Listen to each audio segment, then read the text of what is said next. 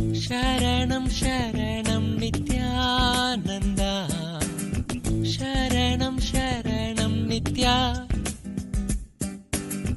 शरणं शरणं नित्यानन्दा शरणं शरणं नित्या शम्भो शिवो शम्भो नित्य शिवो शम्भो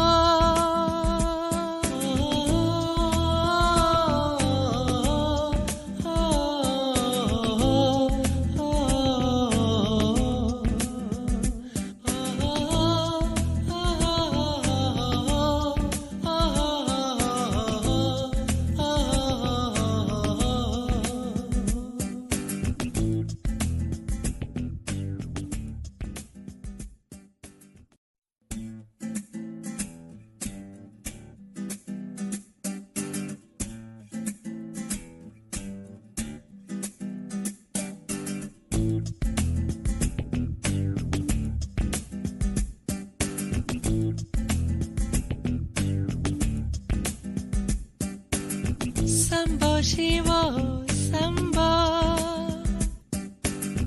नित्य शिवो शम्भो शरणं शरणं नित्यानन्दा शरणं शरणं नित्या शरणं शरणं नित्यानन्दा शरणं शरणं नित्या शम्भो शिवो शम्भो नित्य शिवो शम्भो शरणं शरणं नित्यानन्दा शरणं शरणं नित्या शरणं शरणं नित्यानन्दा शरणं शरणं नित्या शम्भो शिवो शम्भो नित्य शिवो शम्भो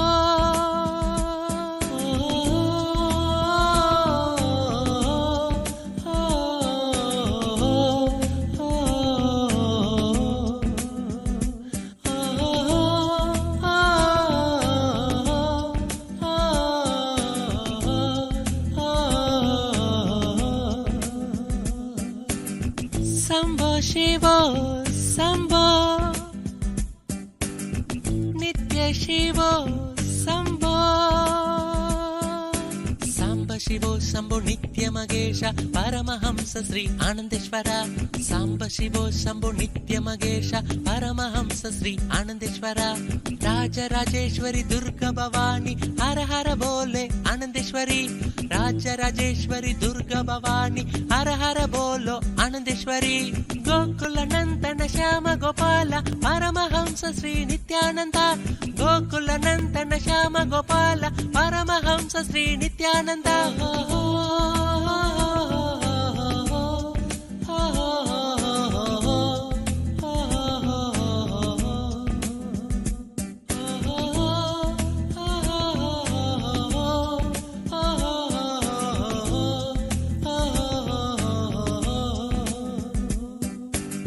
शम्भो शिवो शम्भो नित्य शिवो शम्भो शरणं शरणं नित्यानन्दा शरणं शरणं नित्या शरणं शरणं नित्यानन्दा शरणं शरणं नित्या शम्भो शिवो शम्भो नित्य शिवो Shambho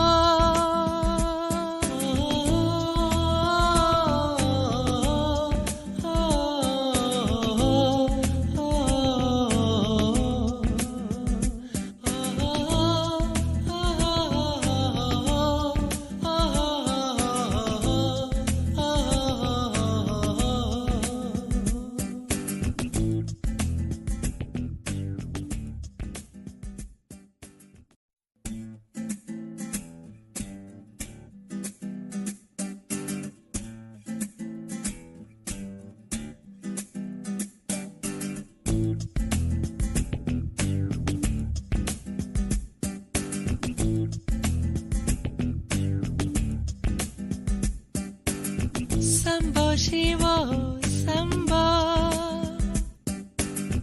Nitya Shivo Sambho Sharanam Sharanam Nithyananda Sharanam Sharanam Nitya Sharanam Sharanam Nithyananda Sharanam Sharanam Nitya Sambho Shivo Sambho Nitya Shivo Sambho Sharanam Sharanam Nithyananda Sharanam Sharanam Nitya Sharanam Sharanam Nithyananda Sharanam Sharanam Nitya Sambho Shivo Sambho Nitya Shivo Sambho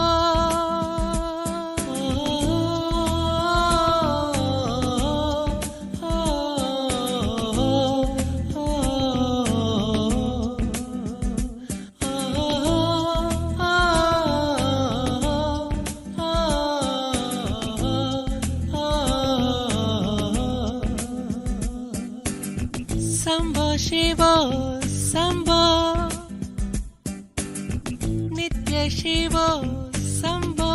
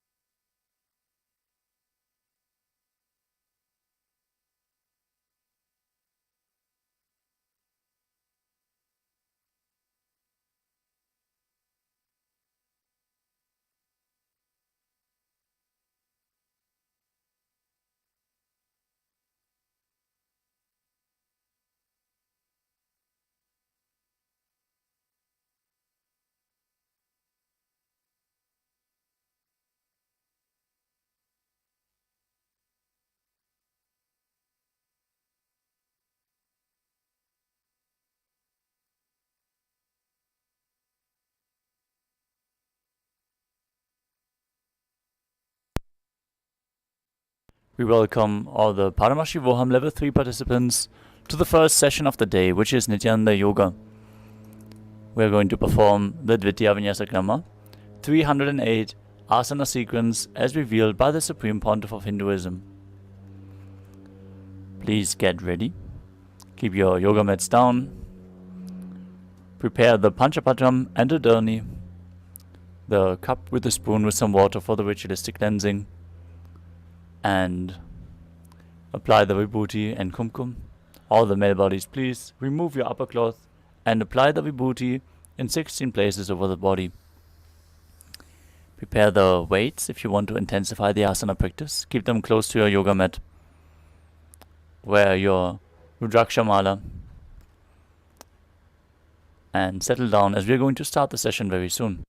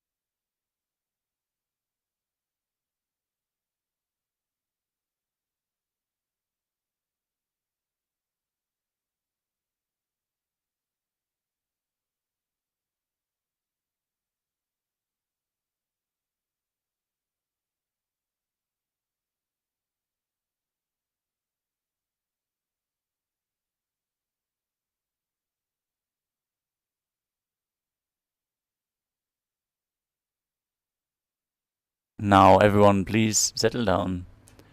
Sit in a comfortable cross-legged position with your head, neck and spine in a straight line as we open the session with the Sadguru Vandanam. Keep your hands in the Namaskara Mudra in front of your heart center. Close your eyes, take a deep breath, visualize Swamiji as we chant the Sadguru Vandanam.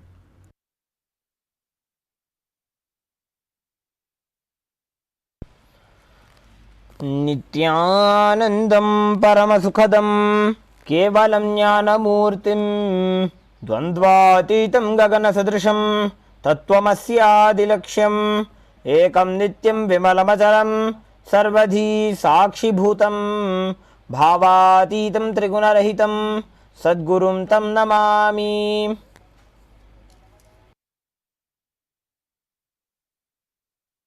Next we will chant the Shiva Mula Mantra 11 times. Om Ham Haum Shivaya Namaha. All the participants, please chant the Shiva Mula Mantra internally. Om Ham Haum Shivaya Namaha. Om Ham Haum Shivaya Namaha. Om Ham Haum Shivaya Namaha. Om Ham Haum Shivaya Namaha. Om Ham Haum Shivaya Namaha. Om Ham Haum Shivaya Namaha.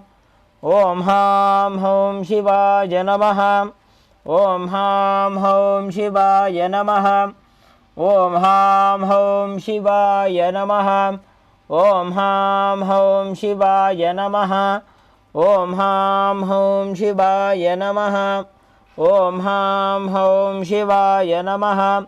Om Ham Haum Shivaya Namaha.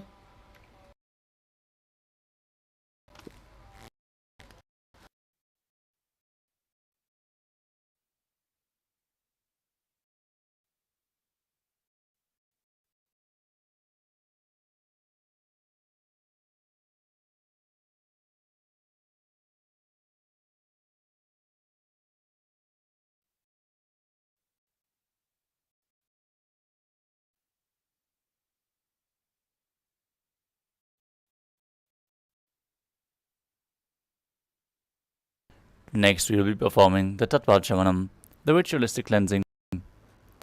Now keep your right hand in. We're going to chant 3 mantras.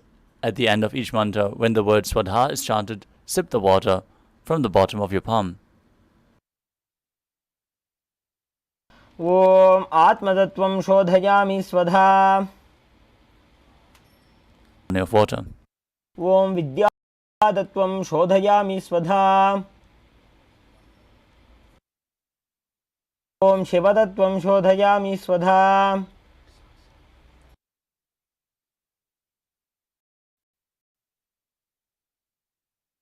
Now wash your hand with the water from the Panchapatram. Then wipe your lips twice with the bottom of your thumb as we chant. Om Ham Hridayaya Namaha. Now wash your hand again.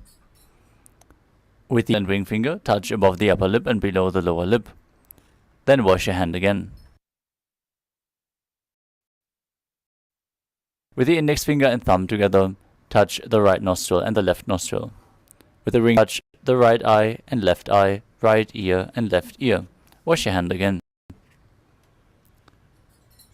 With the little finger and thumb joined together, touch the navel, the right chest and the left chest. And with all the fingertips joined together, touch the crown of your head, the right shoulder, the left shoulder and your heart center.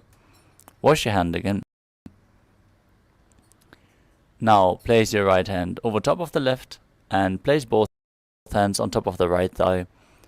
Set your sankalpa, what it is that you want to make today's Nithyananda Yoga session, as we enter and chant the sankalpa mantra. Om Mamopatta Samasta Duritakshayadvara Bhagavat Shri Nithyananda Paramashiva Prityartham Shri Nithyanandeshwari Paramashiva Shakti Sameta Shri Nithyanandeshwara Paramashiva Prityartham Cha Purvokta Evam Guna Visheshena Vishisthayam Asyam Shubhatithau Purana Arogya Yukta Dridagatra Yogika Sharira Siddhyartham Paramashiva Shartham Nithyananda योगाभ्यासं करिष्ये. Now wash your hand a final time as we chant. Om उपस्पृश्य. Now keep your Panchapatram and Udani aside, out of harm's way, so we can safely practice yoga. We're going to briefly cover the 12 components of it.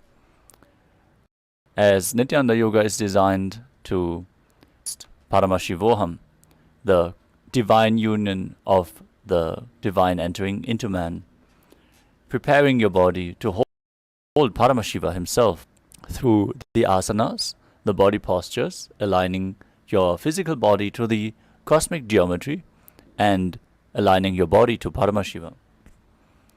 The pranayamas, the breathing techniques, which align your breathing to Paramashiva. Preparing your energy channels within the body and cleaning them to hold the intense energy of Paramashiva. The next component is mudra, the energy circuits which you perform with your fingers and your limbs and other body parts, sealing the prana into your system and making it flow in a specific way, activating certain subtle components of your brain. The next one is the bandha, the energy locks which you perform by contracting certain muscles and diaphragms within the body, pumping the prana up along the spine and holding it up, preventing it from flowing down again, aligning your organs to Paramashiva and making you manifest intense Kundalini awakening. Next up is the karna, the sacred dance postures as they are seen carved in temples throughout India, preserved over time. These sacred dance moves activate a certain subtle breathing flow. Next up is the visualization. Text for any manifestation is very important. For yoga, especially, it is important to have the right context for performing each of the asanas. That is why we are projecting an image of the visualization you are supposed to hold intensely throughout all the in the top right corner of your screen. Those visualizations can be deities, animals, and other living beings representing the essence of the asana.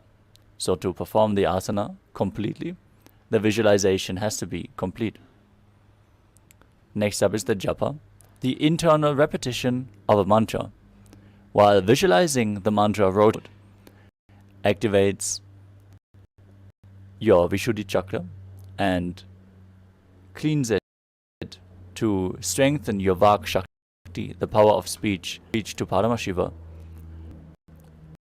intensely excreting the nectar from your throat, rejuvenating your system.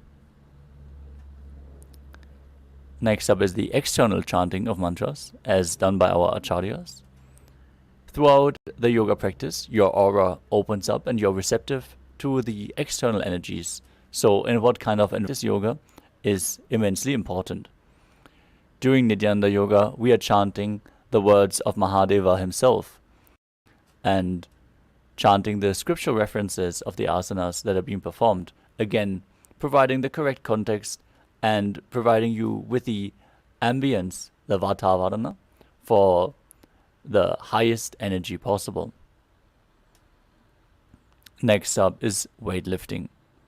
The weights included in the asana practice intensely awaken the Kundalini Shakti, and as per the Supreme Pontiff of Hinduism, bodybuilding is a spiritual practice. That is why in Nithyananda Yoga we are including weights to intensify certain asanas where the weights can provide additional benefits. The next component is mandala.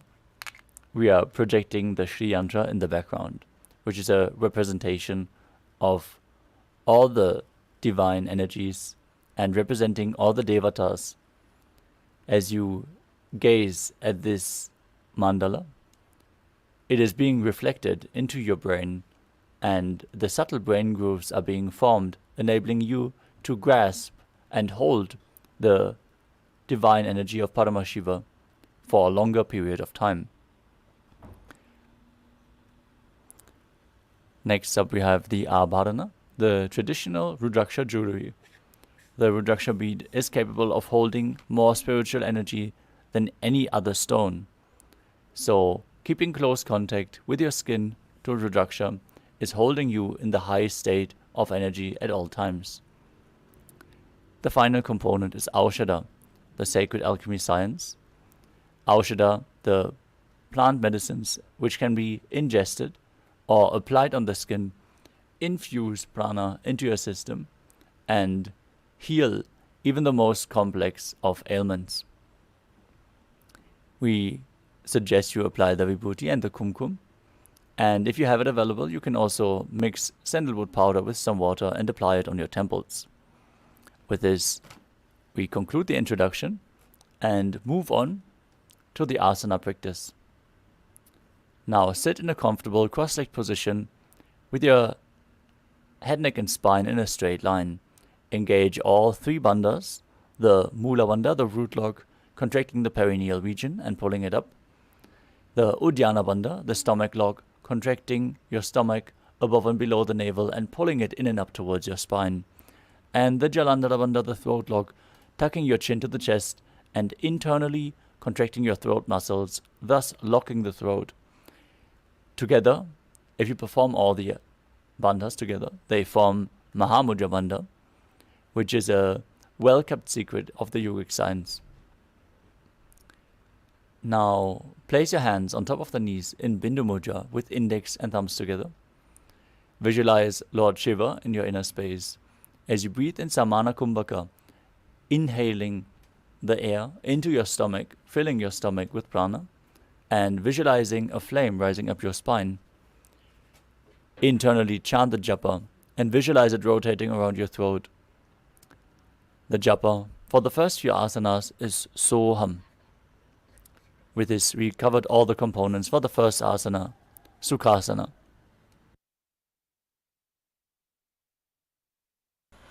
तत्सुखासनमित्युक्तमशक्तस्तत्समाचरेत् आसनं विजितं येन जितं तेन जगत्त्रयम्. Next asana is Parvatasana. Now bring your legs into Padmasana by placing the feet on top of the opposite thighs. Bring your palms together in Anjali Mudra and raise them up above your head. As you keep your elbows straight, visualize yourself as Mount Kailash and engage all three bandhas, Mahamudra bandha. Mahadeva Parvatasana Mangalam. Next up is Halipavasana. Now bring the soles of the feet together in front of your body. Hold the left hand by the right behind your back and place your forehead on the ground behind the heels. Engage all three bandhas as you gaze to the tip of your nose and visualize Swamiji in your inner space. Next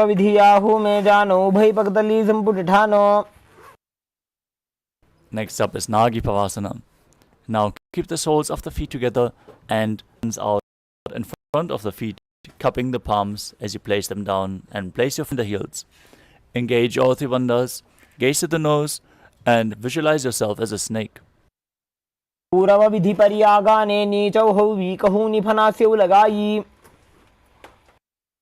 request all the participants to please have your cameras switched on and make sure your lights are properly lit. Many of the participants do not have their lights, their cameras switched on. This is a security measure, so please follow along with the guidelines. Next up is Kokilasana. Now hold the big toes in Prana Mudra with index and middle fingers. Extend the legs upwards and straight as you then join them and place the feet on top of the opposite thighs in Padmasana.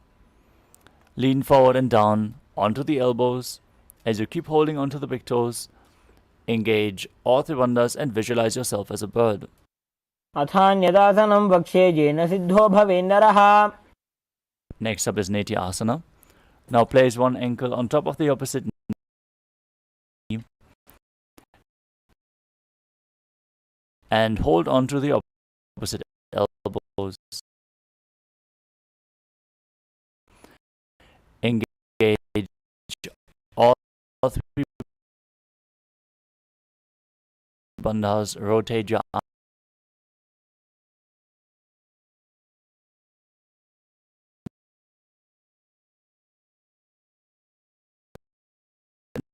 in a circle, gaze to your nose and visualize Swamiji in your inner space, and after some time, change the direction of the movement.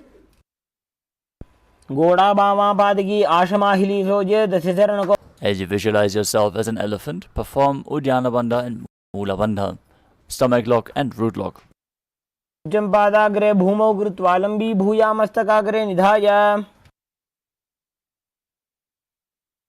next asana is Rikshasana. From the same position, alternate pressing the heel of one foot into the ground while lifting the other heel up. Repeat this again and again. Yourself as a bear. Perform Uddiyana Bandha and Mula Bandha.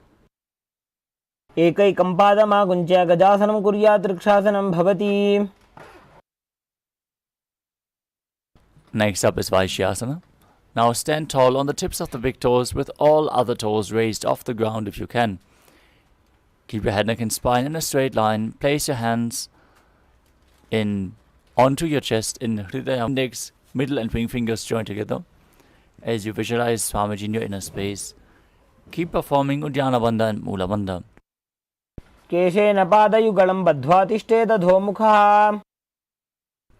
Next up is Urdhva Jhanukarana.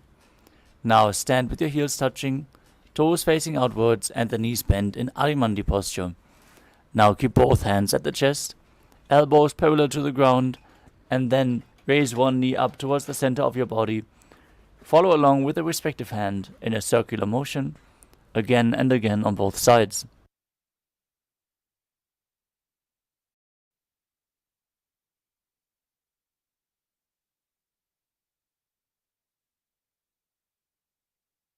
The next asana is Balalingasana. Now interlace your fingers from the outside in Sarva Shankari Mudra. Hold onto one knee and pull it up towards your chest. Keep your spine straight. As you visualize yourself caressing a baby, engage all three bandhas.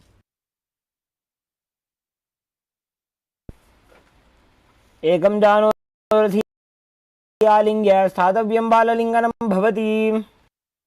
Next up is Parapidanasana. Take one foot and pull it behind towards your buttocks, holding it with both hands. Keep your head, neck and spine in a straight line. Engage all three bandhas as you visualize Swamiji in your inner space.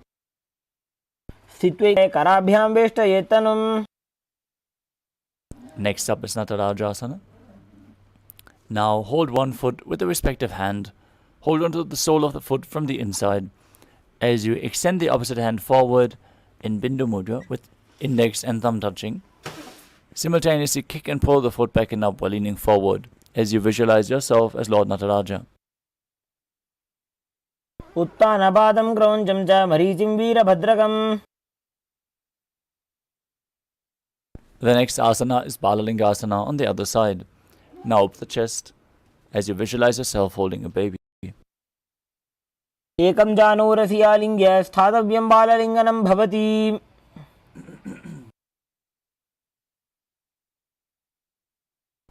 Now repeat Parapidanasana on the other side. Pull the other foot towards your buttocks, stand straight. Visualize Swamiji in your inner space. Sthitvaikasmin padatale karabhyam veshtayet. The next asana is Natarajasana on the other side. Lean forward as you hold to the opposite foot. Visualize yourself dancing as Lord Nataraja. Uttanabadam Krauncham cha Maricim Veerabhadrakam. Next up is Adhita. From Adimandi position, heels together, toes pointing outwards and the knees bent. Bring the right foot behind the other with the toes down and the heel up. Keep your left hand at the chest. Extend the opposite arm out. Swing it back and forth like a pendulum, gracefully moving the fingers one by one. As you place the hand over top of the nose, uncross your ankles and repeat the movement on the other side.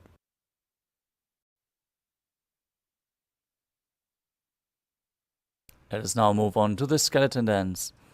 Now visualize yourself as a skeleton as you start shaking your body intensely. Hold the visualization of your bone structure as you dance wildly.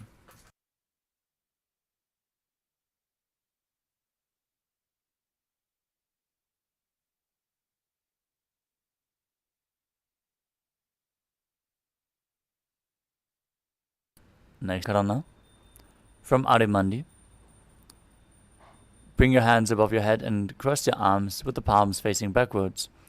Move your hips to one side and open up your palms above your head. Now come back to the center and repeat the movement again and again on both sides.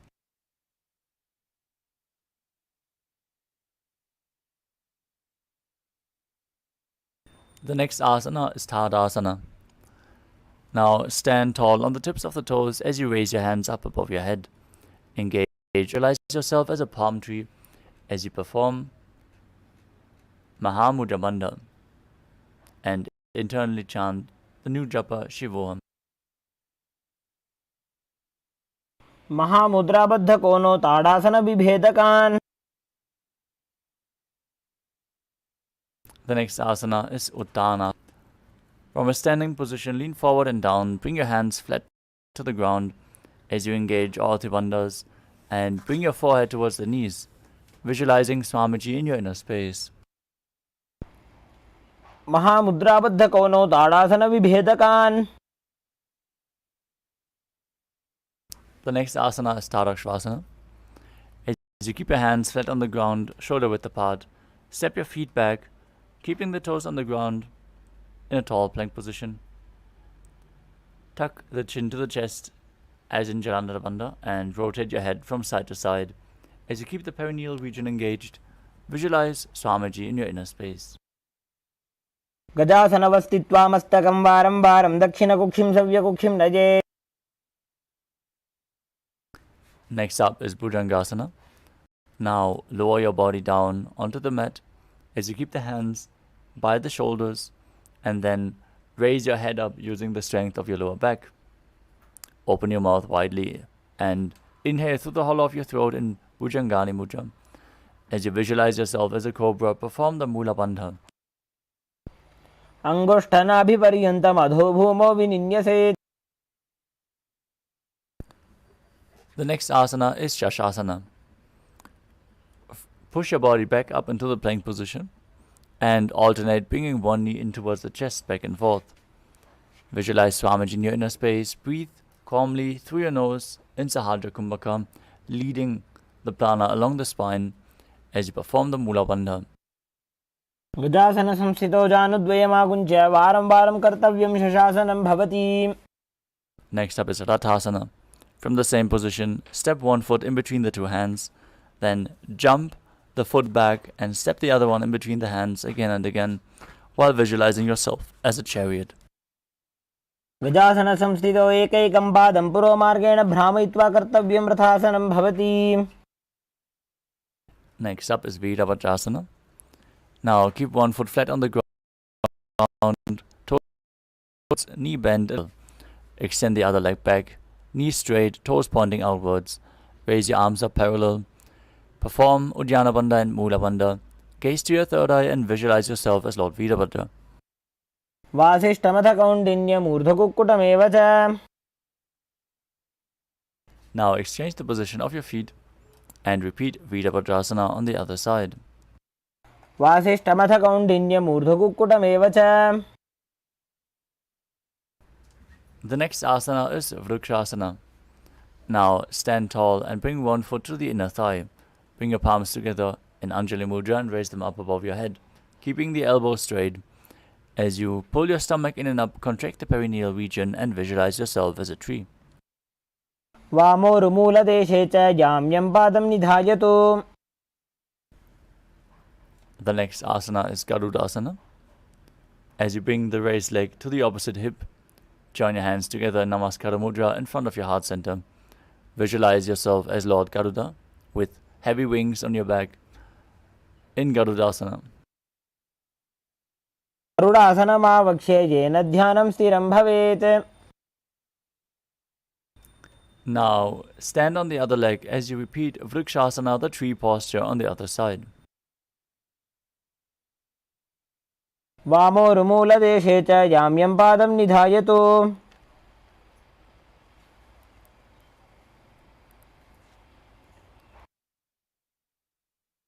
Now bring the raised leg to the opposite hip and repeat Garudasana on the other side.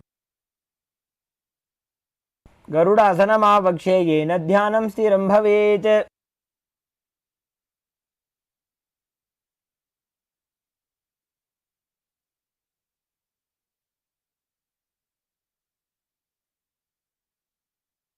The next asana is Trikonasana. Now stand and step one leg forward and the other one far back. Front toes pointing forwards, back toes facing sideways. As you bring your arms parallel to the ground, lean forward and down, gaze up and visualize yourself as a triangle. उत्तानपादं क्रौञ्चं च मरीचिं वीरभद्रकम्. Now repeat Trikonasana on the other side. उत्तानपादं क्रौञ्चं च मरीचिं वीरभद्रकम्.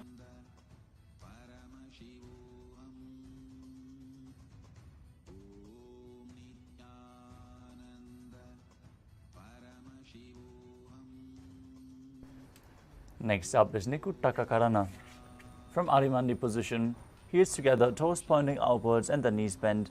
Raise one heel off the ground and place your hands in front of the heart center with the palms facing each other. Now stomp the raised heel to the ground, raise the other heel up and exchange the position of your palms again and again.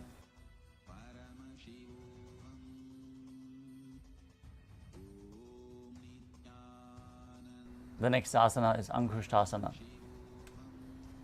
Now lower your body down onto the tips of the toes, placing the perineum onto the back of the hands, on the back of the heels. Keep your knees together and join your palms in front of your heart center in Namaskara Mudra. As you visualize Swamiji in your inner space, start making the sound of a bee on the inhalation and exhalation. Perform the Mula Bandha and internally chant the new japa Sadashivoham. कबन्धासनमित्याहुः गोरक्षासनमेव च. The next asana is Saurasana. From Angushtasana, extend one leg forward, heel down, toes pointing up. Keep the hands at the side of your body with the palms facing forward in Vara Mudra, with the fingertips just touching the ground. As you visualize Swamiji in your inner space, perform the Mula Bandha. प्रसार्य एकं पादतलं संस्थाप्य त्वेकपादकम्. Next up is Vidhunanasana. From Saurasana, lean forward and hold on to the big toe of the front foot in Prana Mudra with index and middle finger. Now visualize Swamiji in your inner space as you perform the Mula Bandha. गुल्फस्थितो पादमेकं प्रसार्य तत्पादाकरं संस्पृश्य तत्करेण.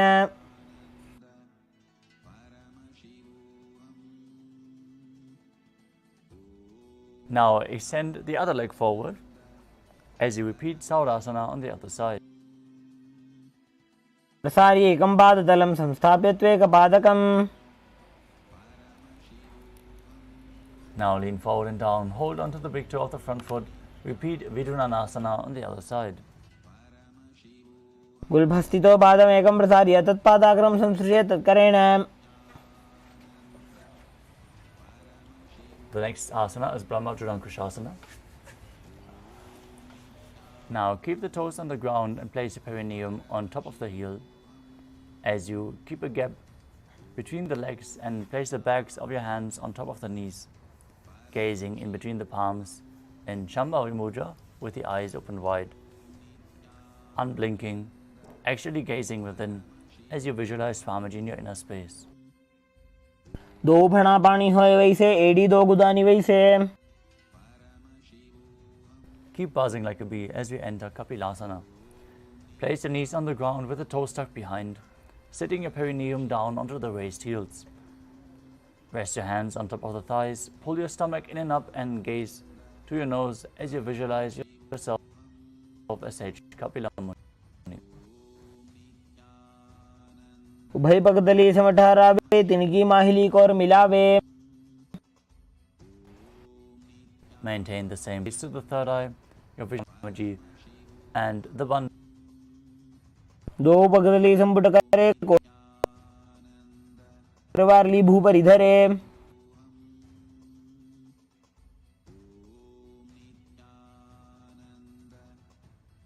The next. Now sit with the toes tucked up of the raised heels, your knees off the ground. Bring your thumbs and little fingers together in Padma Mudra as you open up your palms, resembling a lotus flower.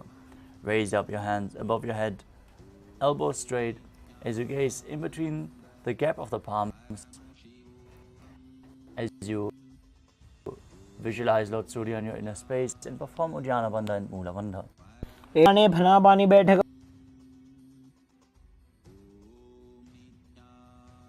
The next asana is Mandukasana. Now sit with the toes flat, perineum on the heels. Keep your hands on top of the knees and press your tongue up against the palate of your mouth in Manduki Mudra. Visualizing yourself as a frog, catching the nectar of immortality, dripping from the Sahasrara chakra with your frog tongue. Gaze to your third eye, breathe calmly through your nose in Sahadra Kumbhaka, and perform the Mula Bandha. पादतलौ पृष्ठदेशे अङ्गुष्टे द्वे च संस्पृशेत्. Next up is Uttana Mandukasana. Maintain the same sitting posture, but bring your hands behind your back, holding onto the opposite shoulders. Bring your elbows close to your head. As you gaze to your third eye, keep performing Manduki Mudra, visualizing yourself as a frog, and performing Uddiyana Bandha and Mula Bandha. Mandukasana madhyastham gurparabhyam dhritam shirah. The next asana is Simhasana. Now cross your ankles and sit on top of your feet.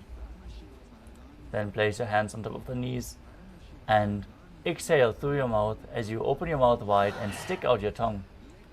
Visualize yourself as a lion as you gaze to the nose and perform the Mula Bandha. दक्षिणं सव्यगुल्फेन दक्षिणेन ततेतरम्. The next asana is Bhadrasana. Now sit with the heels under the perineum, keep your knees open wide. Cross your hands behind your back and hold onto the big toes in Prana Mudra. As you gaze to the nose, visualize Swamiji in your inner space and perform Chalandala Bandha and Mula Bandha, returning to buzzing like a bee in Brahmari Kumbhaka. गुल्भौ च वृषणस्याधो वित्क्रमेण समाहितः. Next up is Kakabhushandi Asana. As you squat and keep the feet flat on the ground, your knees open wide, bring your arms in and around the raised knees and interlace your fingers behind your back. Gaze to the tip of your nose, visualize yourself as a crow as you perform the Mula Bandha. प्रथमे वेसकौगुठठाने दोवु हाथ पगं नीच आने. The next asana is Kani Pavasana. Now place your palms on the floor, shoulder width apart. Bring your knees on top, onto the back of your arms. As you lean forward, raise your feet off the ground and balance on your arms, visualizing Swamiji in your inner space. सन को गुण आशी दुष्टा होई तो आछी होई.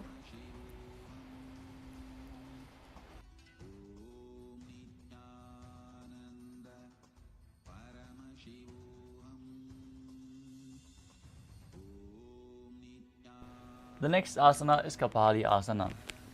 We're going to enter the first inverted posture. So you can take the support of a wall if needed.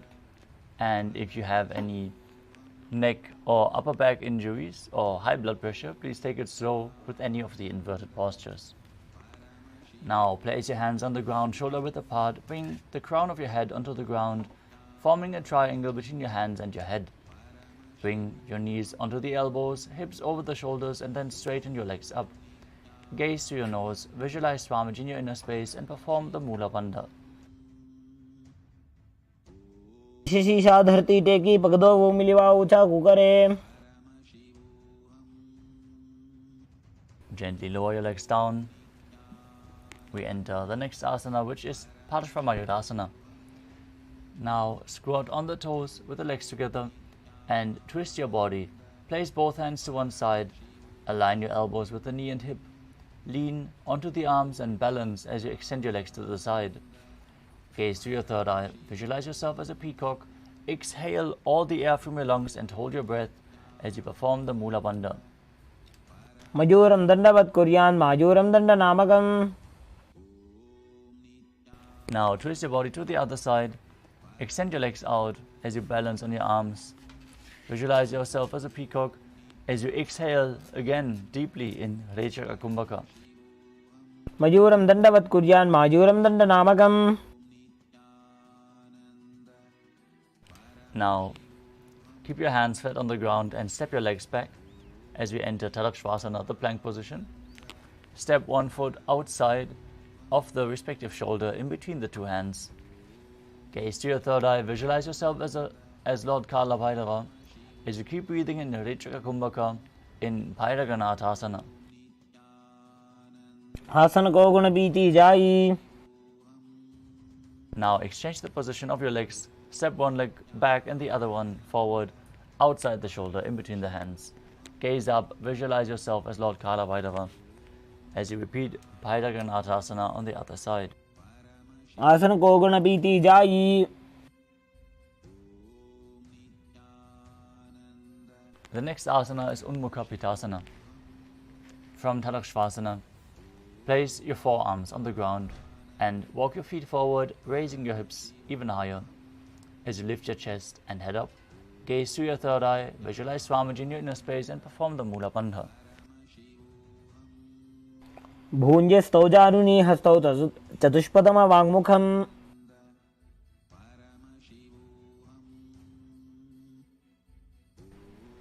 The next asana is Vashishthasana. From Tadakshvasana, rotate your body onto one hand and raise the opposite hand up. Keep the balancing hand directly beneath your shoulder. As you raise your hips, gaze up towards the sky and visualize yourself as Sage Vashishta. ऊर्ध्वकुक्कुटवासिष्ठमरीचिहलमत्स्यकम्. Now twist your body in the other direction. Raise the opposite arm to the sky.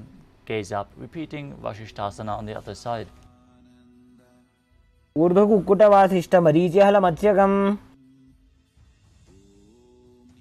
Now come to a seated posture with your legs extended forward, heels down, toes pointing up. As we enter Anjani Asana, place your hands below the buttocks with the palms facing up. As you gaze to the nose, visualize yourself as Lord Hanuman. Exhale deeply and internally chant the new japa Mahasada-shivoham. दो कर की उभय हथेली कोरवारली मैले भेली. The next asana is Paschimottanasana.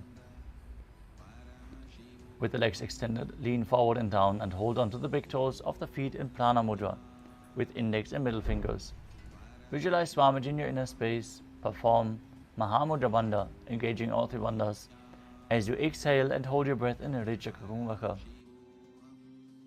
जानो परिललाटन्तो पश्चिमं ताडमुच्यते. The next asana is Ugrasana. With your legs extended, clasp your hands behind your head and lean your chest forward and down. Bring the elbows outside the knees and come as low as you can as you engage all three bandhas and visualize Kali in your inner space. स्वपाणिभ्यां दृढं धृत्वा जानो परिशिरोऽन्यसेत्. The next asana is Marichi Asana. As you sit with your legs extended, bring one heel to the groin with the knee raised. Reach your arm in and around the raised knee as you clasp your hands behind your back. Bring your chest to the thigh, head to the knee and visualize yourself as Sage Marichi. उत्तानपादं क्रौञ्चं च मरीचिं वीरभद्रकम्. The next asana is Mahamudrasana. Now drop the knee to the ground as you keep the heel pressed against the perineum. Lean forward and down, holding on to the front foot. As you exhale, gaze to the nose, visualize Swamiji in your inner space and perform Mahamudra Bandha. महामुद्रां प्रवक्ष्यामि तन्त्रेऽस्मिन् मम वल्लभे. Now extend both legs forward, bring the other heel to the groin as you repeat Marichi Asana on the other side. उत्तानपादं क्रौञ्चं च मरीचिं वीरभद्रकम्. Next up is Mahamudrasana. On the other side, drop the knee down, lean forward, hold onto the foot, exhale, engage all three bandhas. महामुद्रां प्रवक्ष्यामि तन्त्रेऽस्मिन् मम वल्लभे. The next are two. As you sit and bring the soles of the feet together with the heels close to your perineum, keep your knees open wide, hold onto the feet firmly with both hands as you maintain a straight spine. Gaze through your nose, gaze through your third eye, and visualize Swamiji in your inner space. गुल्फौ तु वृषणस्यादः सीवन्त्याः पार्श्वयोः क्षिपेत्. The next asana is Gvali Pavasana. From Vajrasana, extend your feet away from the body. Keep the toes together and the heels apart. Place your hands on the respective knees as you tuck your chin into the chest. Gaze to the nose and visualize Swamiji in your inner space. पूर्व चरबट चौक कख्यो जी वाही विधि जो कीजे सोई. The next asana. Now sit and keep the soles of the feet together. Keep your hands and lean forward and down while visualizing the Yoni Mandala, the visual representation of Devi Paramashiva Shakti herself. Engage the Mula Bandha and gaze to the nose.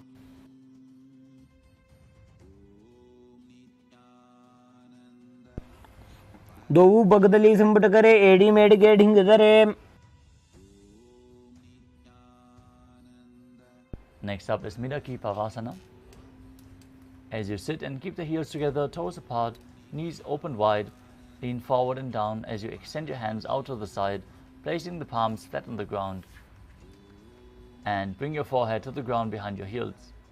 Gaze to the nose, visualize Swamiji in your inner space and perform the Mula Bandha. पूरब विधि परिवकथली संपूर्ण शोल एडी मिली राशे. Next up is Siddha Samadhi Asana. Now sit and keep the toes together, heels apart. Bring your arms below the shins, extend them out and keep the palms facing up. Bring your forehead to the ground above your feet as you bring your toes to the throat if you can. Gaze to the nose. Visualize Lord Surya in your inner space as you perform the Mula Bandha. दो बगदली संबट करे सोले मेठ आगा में धरे.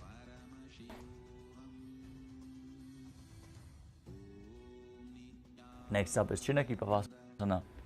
Open them up like a book as you press your elbows onto your thighs, bringing the knees down closer to the ground. As you gaze at the nose, engage the Mula Bandha and visualize Swamiji in your inner space. दो बगागी AD धरती मगिवा मेढ़ लगावे. Next up is Charapata Chukasana. Now, bring your feet together, heels at the perineum, and place your hands on top of the knees, pressing them down to the ground gently. As you engage Uddiyana Bandha and Mula Bandha, gaze to your third eye and visualize Swamiji in your inner space. दो बगदली संपुट धारे आगा ने कर जा रे पसारे. Next up is Bhairavasana. In the same position, bring the soles of the feet together and raise your heels up while placing the toes down. Bring your knees to the ground, place your hands on top in Bindu Mudra. As you gaze to your third eye, visualize yourself as Lord Kala Bhairava and perform Uddiyana Bandha and Mula Bandha. गुल्फौ संबीड्य जान्योन्यं विक्रमेणोत्थितं शनैः.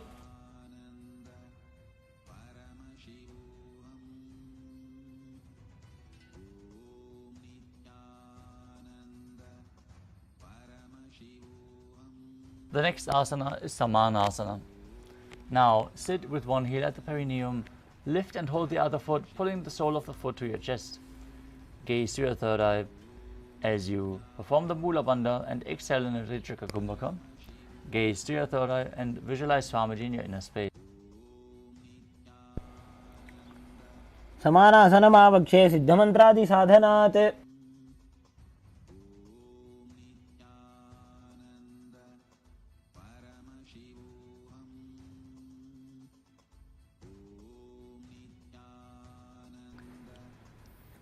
The next asana is Apanasana. As you sit and place one leg on top of the respective shoulder, raise the other foot upwards and straight. Keep your hands on the ground to the sides and gaze to your third eye as you visualize Swamiji in your inner space. केवलं पादमेकं च स्कन्धे चारोप्य यत्ततः. Next up is Samanasana. As you sit with one heel at the perineum, lift the other foot to your chest. Gaze to your third eye. Repeat Samanasana on the other side. समानासनमावक्षे सिद्धमन्त्रादिसाधनात्. Now repeat Apanasana on the other side. Bring the other leg over top of the shoulder while extending the opposite leg straight and up. केवलं पादमेकं च स्कन्धे चारोपे यत्नतः. The next asana is Gomukhasana. Now sit and cross one leg over the other, aligning the knees at the center of your body. With the feet by the opposite hips. Keep both hands on top of the knees. As you gaze to the nose, visualize the face of a cow in your inner space. As you perform the Mula Bandha and start breathing in Sitkari Kumbhaka, the tongue pressed against the palate of your mouth, hissing through your teeth, as you avoid touching the teeth with your tongue, and internally chant the new japa Om Nithyanandoham. सव्ये दक्षिणगुल्फं तु पृष्ठपार्श्वे नियोजयेत्.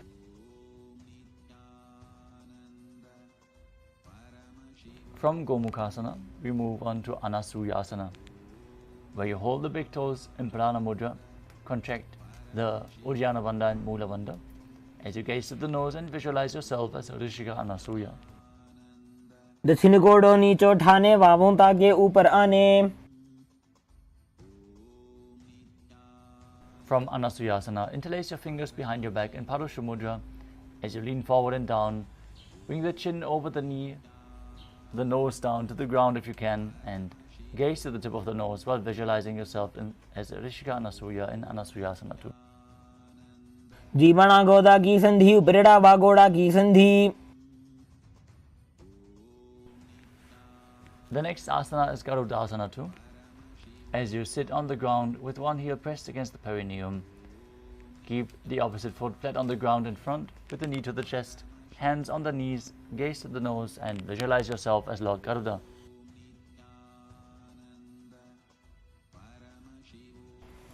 दावो बगमोडियेडी माहिलो गुल्फमूलद्वारनी चैदे.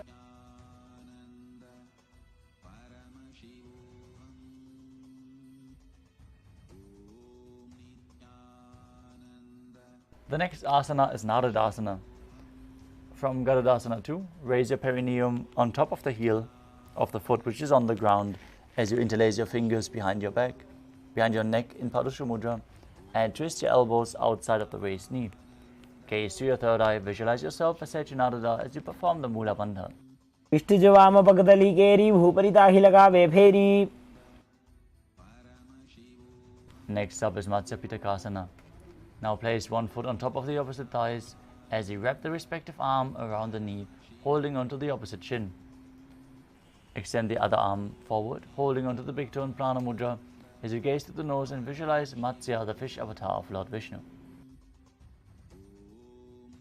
नवामांगुष्टं तु गृहीतं मध्यपीठकम्.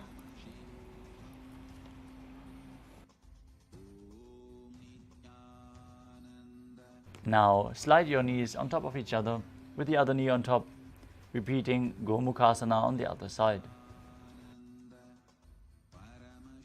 सव्ये दक्षिणगुल्फं तु पृष्ठपार्श्वे नियोजयेत्.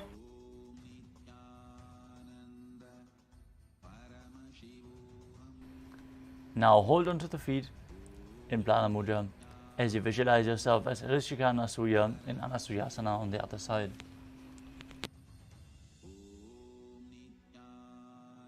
दक्षिण कोड़ों नीचो ठाने वावों ताके ऊपर आने.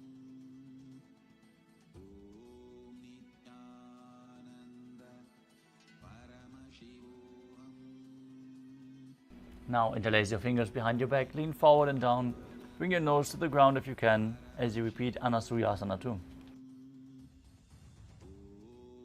जीमणा गोदा की संधि उपरेड़ा वागोड़ा की संधि. Now repeat Garudasana too as you sit with the other heel pressed against the perineum, opposite foot flat, knee raised to the chest as you visualize yourself as Lord Garuda.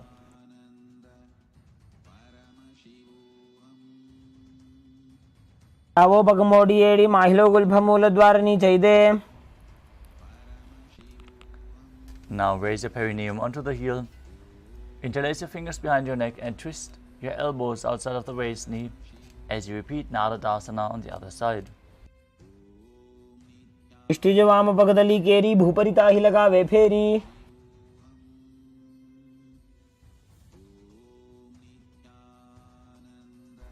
Now repeat Matsya Pitakasana on the other side by placing the other foot on top of the opposite thigh and holding onto the shin and the big toe while visualizing Matsya, the fish avatar of Vishnu. वामेन वामांगुष्ठन्तो गृहीतं मत्स्य पीठकम्. The next asana is Matsyendrasana.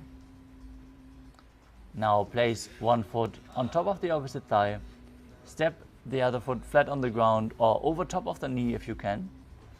As you twist your body and bring one elbow outside of the raised knee, hand by the neck, place the other hand behind you, gaze back and up towards your third eye. Visualize Sage Matsyendranath, the master of Hatha Yoga, as you keep hissing through your teeth in Sitkari Kumbhaka and engage the Mula Bandha. उदरं पश्चिमाभासं कृत्वा तिष्ठति यत्ततः.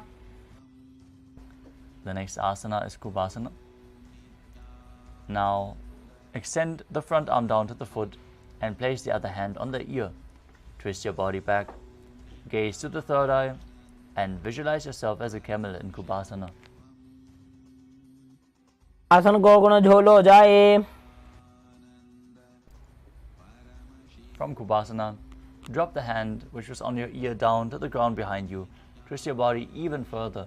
Gaze to your third eye, visualize Matsyendranath in Matsyendrasana too. मत्स्येन्द्रपीठं जठर प्रदीप्तिं Prachanda रुक्मण्डल खण्डनास्त्रम्.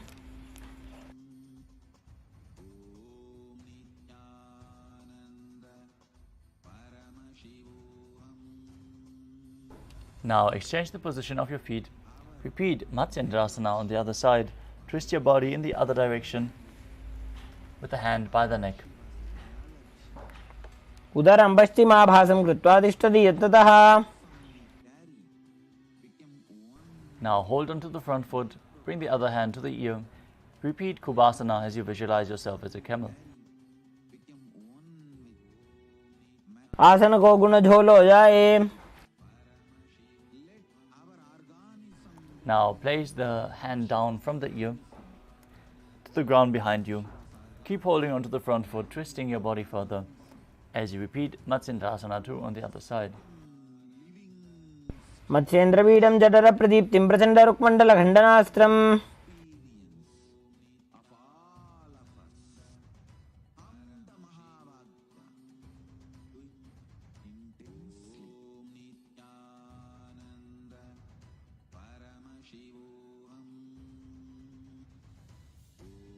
The next asana is Padmasana.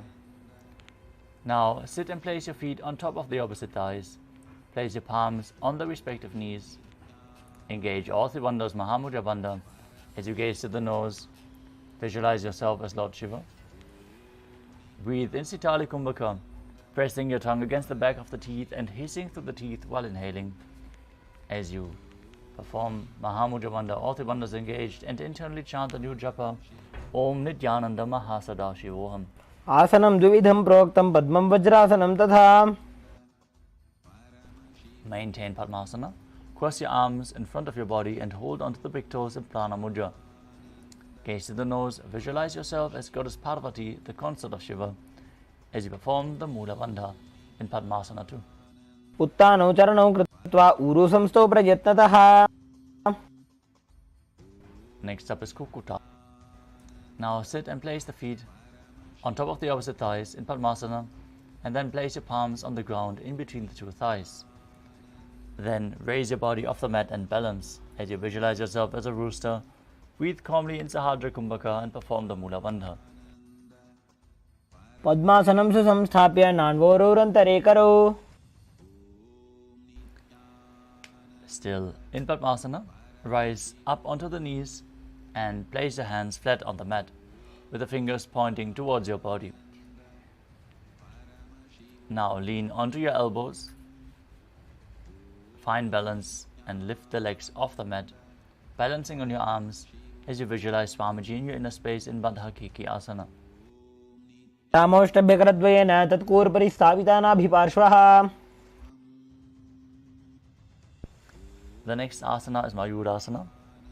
From a kneeling position, bring your elbows to the navel and lean forward, balancing on your arms as you extend your legs straight, lifting your entire body off the mat as you visualize yourself as a peacock. अथ वक्षे महादेव मयूरासन उत्तमम्. Now lower your entire body down to the mat as you keep the toes pointing outwards and interlace your fingers behind your neck in Parasha Mudra. Visualize yourself as a crocodile as you perform the Mula Bandha in Makarasana. सशेते हृदयं निधाय भूमौ च पादौ च प्रसार्यमानो.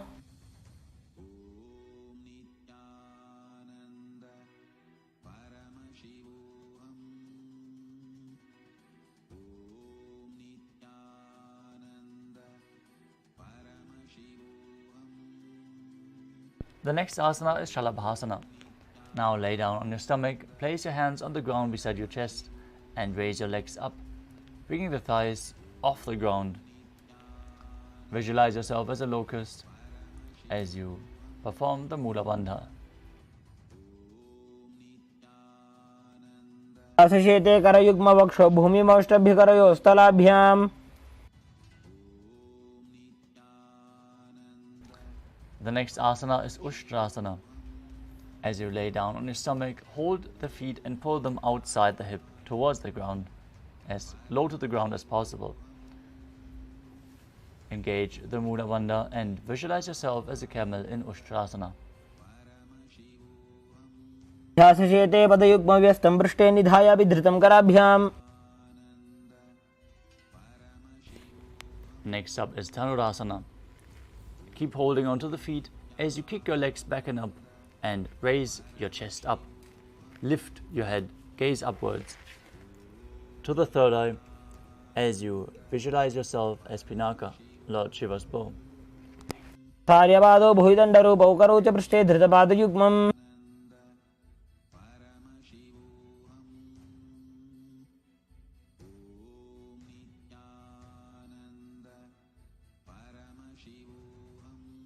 The next asana is Bhagasana. Now sit in a kneeling position with your heels outside of the hip, the toes touching behind your body, perineum sitting down on the ground. As you gaze to your third eye, visualize Swamiji in your inner space and perform the Mula Bandha, now internally chanting the new japa, Om Nithyananda Paramashivoham. उल्टा मोड़ी पाव दो वैसे बहुरो जुगति करे एक ऐसे. Next up is Gohyasana. We are setting up for another inverted posture. So prepare yourself facing a wall or take any other measures. Get a partner to aid you. Now from your knees, place your forearms on the ground, fingers interlocked. Place your elbows on the mat, shoulder width apart. As you place the crown of your head onto the ground, holding the back of your head with your hands. As you walk your feet forward, raising the hips up, aligning the hips with the shoulders, and then raising your legs off the ground. Now pull your knees in towards your chest, as close to your chin as possible. As you gaze to the nose, visualize Swamiji in your inner space and perform the Mula Bandha in Gohyasana. दो हाथ की कोहनी जोई पुनः कलाई जाने दोई. From Gohyasana, extend your legs up straight into Shirshasana, a headstand posture. As you gaze to the nose, visualize Swamiji in your inner space and perform the Mula Bandha. Breathe deeply in this posture. प्रीतं मण्डलं च द्विधैव विदितं हिनः. Gently lower your legs back down and come to a seated posture with your legs extended in front.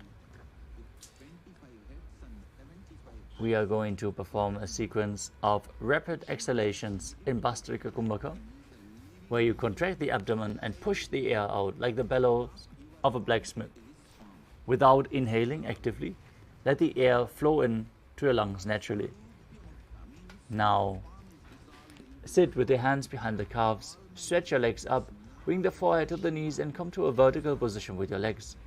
Visualize Swamiji in your inner space and perform the Mula Bandha and Podiasana.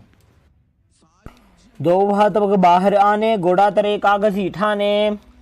Keep breathing rapidly. As you extend your legs out and up at a 45-degree angle, bring your hands behind, holding onto the opposite shoulders. Chest up, gaze to your third eye and visualize yourself as a mace in Parighasana. उत्तानशयनं कृत्वा पादौ मिलित्वा प्रसार्य. Now extend your arms out in front. Keep the legs raised up. If you can't hold this posture, you can bring your elbows down. Gaze to your third eye, visualize yourself as a boat and keep breathing rapidly in Naukasana. उत्तानशयनं कुर्पराभ्यां भूमिमोष्टभ्य. Now pull your feet towards your chest, holding onto the feet as you scoop the hands below. Gaze to the nose, visualize yourself as Lord Rudra in Rudrasana. पगतली संपुट करी हाथस्यो पग उचाई. Now relax, breathe calmly. Lay down on your back with the feet flat, knees raised. Place your palms flat on the ground, fingertips touching your heels. As you push your hips up, contracting the perineal region. As you gaze to the nose and visualize Swamiji breathing in Mocha Kumbhaka. Exhaling while the Jalandhara Bandha, the throat lock, is engaged. ऊर्ध्वे च जानुनी कृत्वा शवित्वोर्ध्वमुखं तथा. Now lay your body down to the mat. Keep the palms by the side of your hips, facing up. Forcefully pull the Kundalini Shakti up along your spine by contracting the perineal region in Shakti Chalan Mudra as you completely unclutch from any micro movements of the body and mind. Visualize that your body is dead and Swamiji, the Supreme Pontiff of Hinduism, is liberating you. Internally chant Om Nithyananda Paramashivoham in Shivasana. उत्तानं शववद्भूमौ शयनं तोषवासनं. शवासनं श्रान्तिहरं चित्तविश्रान्तिकारकम्.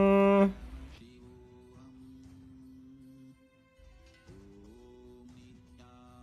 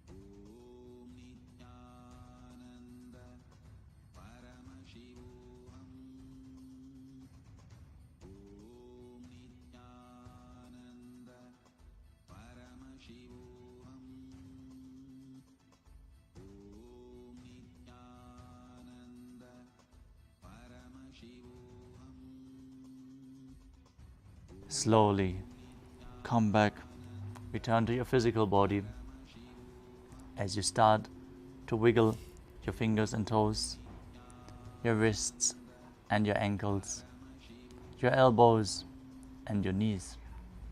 Pull the knees up. Rock your body from side to side as you return to a comfortable seated position.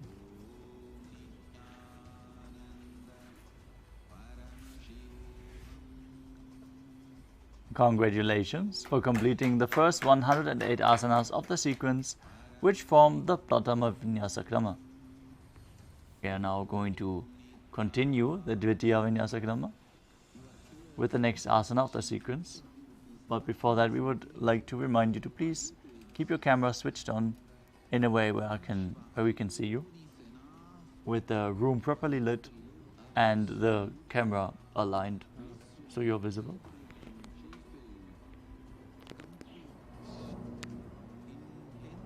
Let us now move on to the next asana of the sequence, which is Yadhasanishthasana. Now sit in a posture that brings ease to your physical and mental space. Bring your hands on top of the knees in Bindu Mudra as you visualize Swamiji in your inner space. पर्यङ्कं तत्समाख्यातं यतसंस्थं यथा स्थितिः.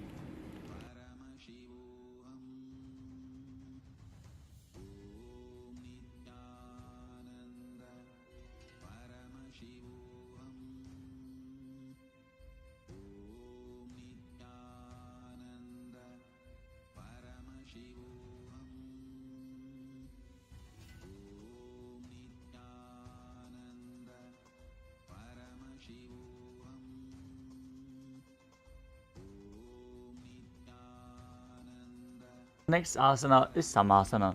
Now sit in a cross-legged position with your hands on the knees in Bindu Mudra. Take a long, deep inhalation and hold your breath. After you exhale, inhale and exhale deeply again and again. As you visualize Swamiji in your inner space, perform the Mula Bandha. इदानीं गर्भिणीनां योगाभ्यासो यथा लघु. The next asana is Muktasana. Now place the left foot against the genital region and the right foot over top of the left. Keep your hands facing down on top of the knees as you gaze at the nose and visualize Swamiji in your inner space. निपीड्य सीविनीं सूक्ष्मां दक्षिणेतरगुल्फतः. Next up is Siddhasana. Now maintain the same position. Switch your gaze to your third eye and visualize Swamiji in your inner space. स्थानुसंयमितेन्द्रियोचलदृशा पश्यन् भ्रुवोरन्तरं चैतन्मोक्षकपातभेदजनकं सिद्धासनं प्रोच्यते. Next up is Siddhi Asana. Now maintain the same position. Switch your gaze to the ground in front of you. Engage all three wonders as you visualize Swamiji in your inner space. वामपादके इडीजानो सीवनिमधिता.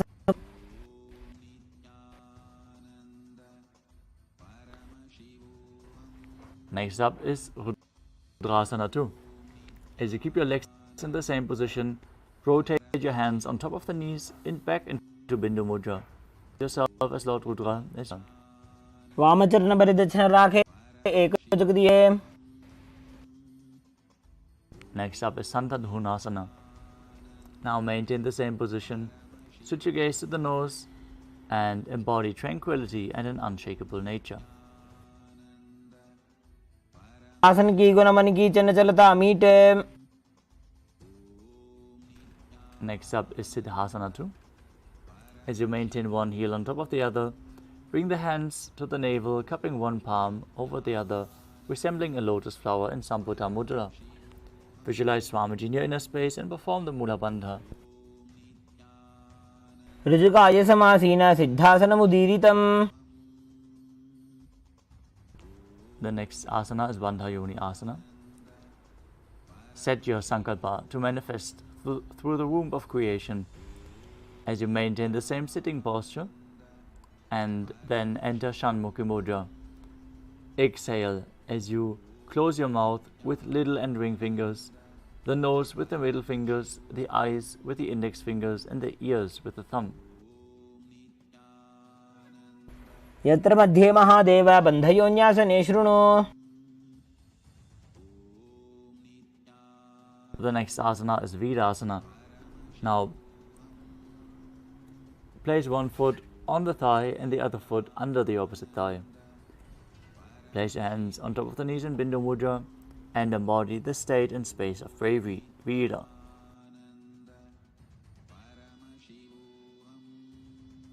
एकं पादमथैकस्मिन् विन्यस्योरुणि संस्थितः.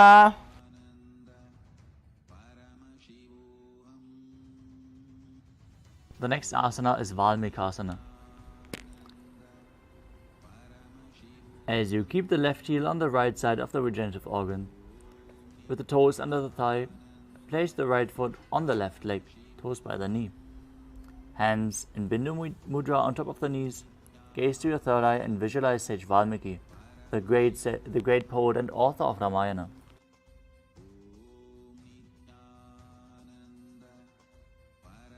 दावा पगगी पगदली पुनिएडी है जो ये. Next up is Joni Mudrasana. As you keep your legs in the same position, sit your gaze to the nose and visualize the Yoni Mandala, the visual representation of Devi Paramashiva Shakti herself. वामपाद की पगदली जाहि माहिली कोरे. Next up is Yoni Asana. As you keep the hands flat on the knees, shift your gaze to the third eye and keep visualizing the Yoni Mandala. पुण्यासनं पर्वतेन योगं योगफले नीलम्. Next up is Bhadrasana 3. Now sit and bring the soles of the feet together, holding them with both hands as you pull the heels in close to the perineum, knees down to the ground, gaze at the nose and visualize yourself as Lord Veerabhadra as you perform Uddiyana Bandha and Mula Bandha. गुल्फौ च वृषणस्यादः सीवन्त्याः पार्श्वयोः क्षिपेत्. Next up is Aghorasana. Now maintain the soles together, heels at the perineum, as you press your tongue up against the roof of your mouth in Kechari Mudra, bringing it even higher if you can into the nasal tract, all the way up to your brow center. Now cover your mouth with your right hand, close the left nostril with the index finger, inhale through the right nostril, close both nostrils, hold your breath, exhale through the left nostril, and then repeat on the other side as you gaze to your third eye and visualize yourself as an Aghori. पूर्व कहो भिश्रिका जोई वाही विधि जो की जय सोई. Next up is Kanari Pavasana. Now bring the feet together in front, toes together and the heels apart. Place your elbows on top of the heels. Rest your chin on your palms. As you gaze to the nose, engage Uddiyana Bandha and Mula Bandha. Exhale completely and hold your breath in Arichaka Kumbhaka as you visualize yourself as a female elephant drinking water and gaze to your nose. ग्वाली पाव आसन कख्यो है जैसे Yahoo में जाने विधि तैसे. The next asana is Parasana. As you sit with the knees raised, arms between the thighs and calves, interlace your fingers in Parashu Mudra, gaze to the nose and visualize Swamiji in your inner space. ततोर्ध्वम्रे च येत् वायुं मृदुनिश्वास संयुतम्. Next up is Gopi Chandasana. Now interlace your fingers around the feet with the soles together, toes at the groove of your throat, heels touching your chest. Keep your chin on top of your hands and gaze to the nose as you embody the state and space of a king. पूर्व विधि पगा का अंगूठा कंठ को उपराशे. The next asana is Udarasana. Now sit with the soles of the feet together and insert your hands underneath the legs. Hold the feet with interlocked fingers as you bring the feet up to your chest. Bring your head down and touch the chin to the soles as you gaze to the nose and visualize your body free from any defects.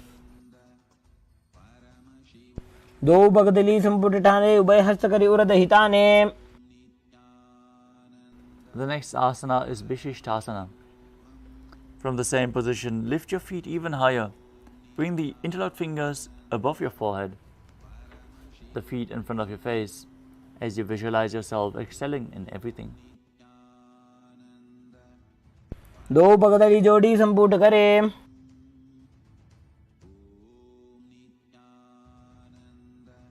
The next asana is Bhujasana.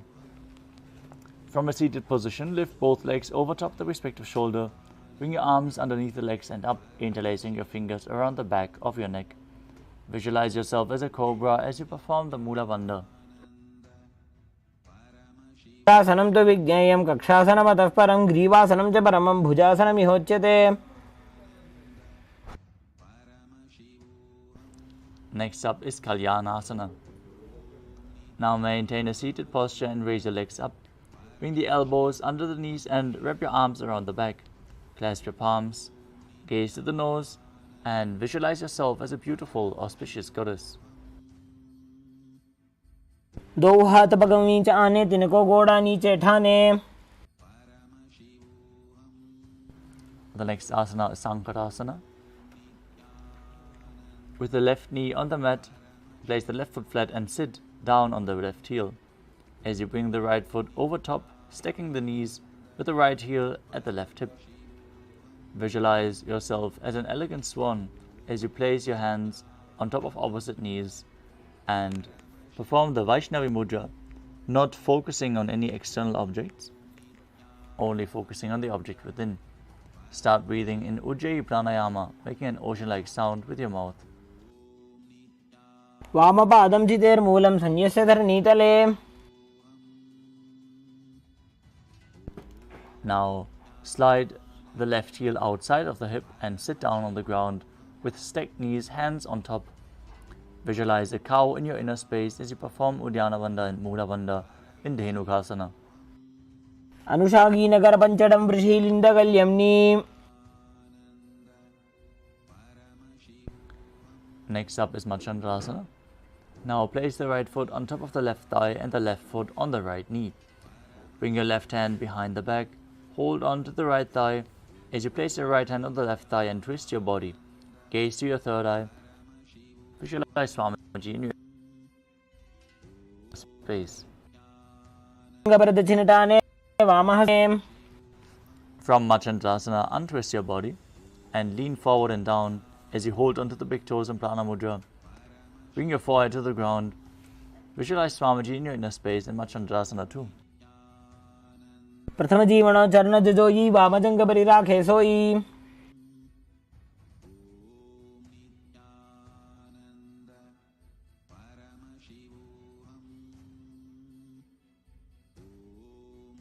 From the same position, interlock your fingers and place them on the top knee. Engage all three bandhas and visualize Swamiji, your Guru, in your inner space in Guru Asana. ऊर्मूले इतरपादस्य कनिष्ठिका प्रदेशगुरु. Now repeat on the other side, sitting down on the right heel with the right foot flat, left knee stacked over top, hands on opposite knees, visualizing yourself as an elegant swan. वामपादं चितेर्मूलं संयस्य धरणीतले.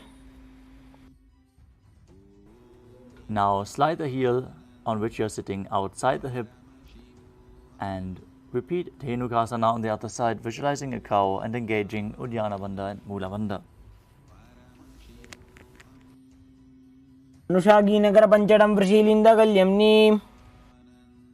Now bring the left foot on the right thigh and the right foot on the left knee. Twist your body with one arm behind your back, holding on to opposite thighs as you repeat Machandrasana on the other side. वामजंग परिचिनिटाने वामहस्तविष्टिसाने. Now untwist your body, hold onto the big toes and lean forward and down. repeating Machandasana 2 on the other side.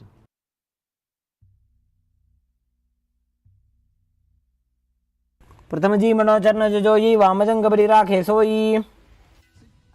Now interlace your fingers, place them on the top knee, engage all three bandhas and visualize your Guru in Guru Asana on the other side.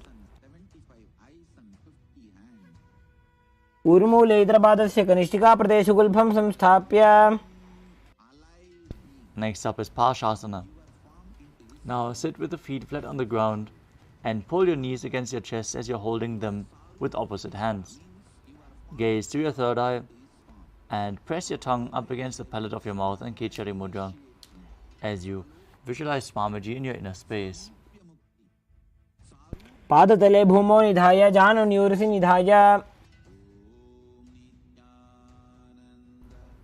Maintain the same position, hold onto the opposite wrists, pull your knees in, tuck your chin to the chest. Place your chin on the knees as you gaze to the nose and visualize being in an abode of bliss in Bodhashokasana. दो बगदली भूपरि धरे कोरमा हिलिए से करे.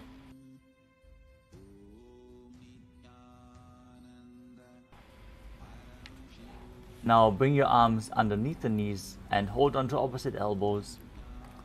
As you gaze to your nose, visualize Swamiji in your inner space and perform the Mula Bandha in Kudakatasana. दो हाथ पग बाहर ले आवे गोड़ा नीचे ले टहरावे.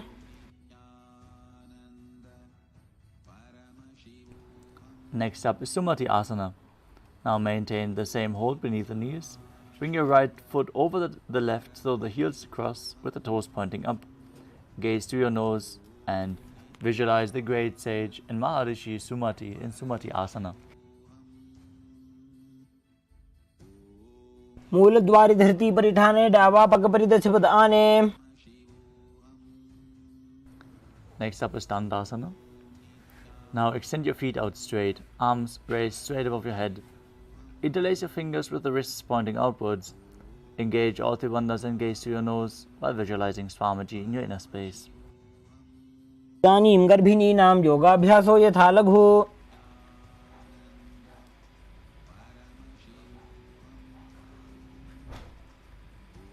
Next up is Arambhasana. As you sit with your legs straight, hold the big toes with index and middle fingers in Prana Mudra. Lean forward and down, bring your head down as you perform Nadi Shodhana without using the support of your hands. Inhale through the left nostril, exhale through the right, then inhale through the right and exhale through the left, interchangeably. Visualize Swamiji in your inner space and perform the Mula Bandha. दो पग मिलिवा पसारी पगा का अंगूठा पकड़ी लीला टकोड़ा लगावे. Next up is Bhidokasana. As you sit with your legs straight, extend your knees slightly up and keep one hand distance between the heels. As you bring your shoulders down, wrap your hands in and around the legs, hold the soles of your feet, gaze to your third eye and visualize Swamiji in your inner space.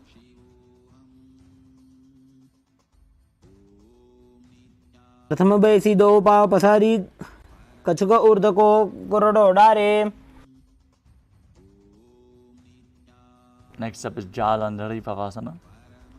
As you extend both legs out with the heels together, place your chin on the heels, insert your hands below the legs and place your palms facing upwards. As you gaze to the nose, visualize Swamiji in your inner space. दो एड़ी मेली के दीजिए हाथ पसारी.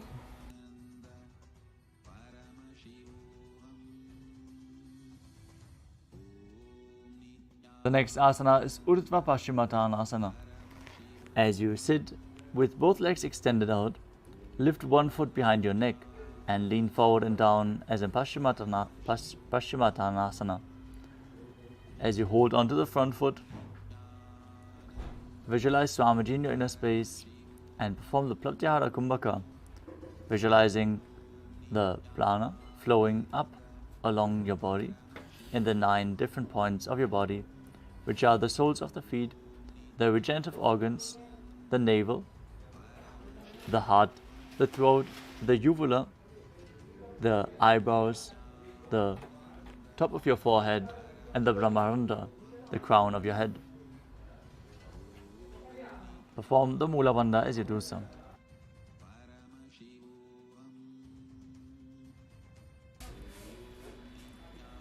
पश्चिमतानवत् संस्थितिं कृत्वा एकं पादं ग्रीवायां धृत्वा तिष्ठेत्. From Urdhva Paschimottanasana, lean back and straighten your spine. Hold onto the foot behind your neck with the opposite hand. If you can't, bring your foot behind the neck. Pull it close to your chest and open up your hips as much as possible. Now visualize yourself as infinite, endless, eternal, Ananta. उत्तानशयनी एकैकं पायी ग्रीवायां विन्यस्य.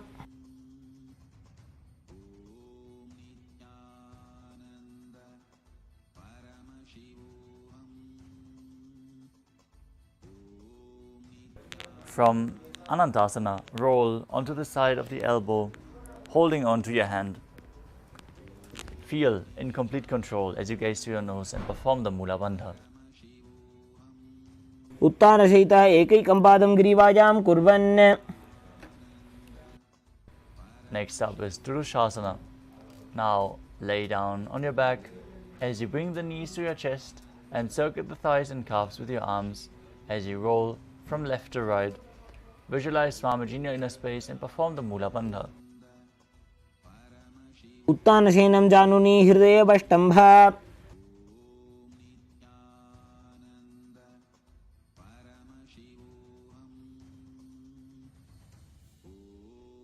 Now extend your legs forward.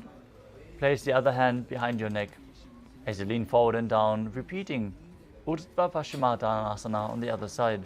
Again, if you can't bring the leg behind your neck, just pull it up towards your chest and lean forward. उत्तानशयनं जानुनी हृदयवष्टम्भ जङ्घासहितो उरूनि करद्वये बद्ध्वा.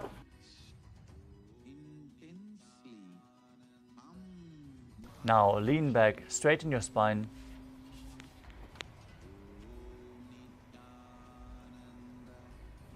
As you repeat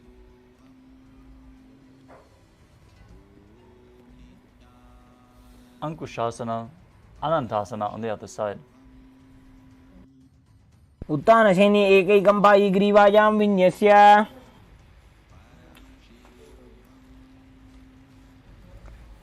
Now roll onto your elbow, lay on the side, feel in complete control as you repeat Ankushasana on the other side. उत्तानशयितः एकैकं पादं ग्रीवायां कुर्वन्.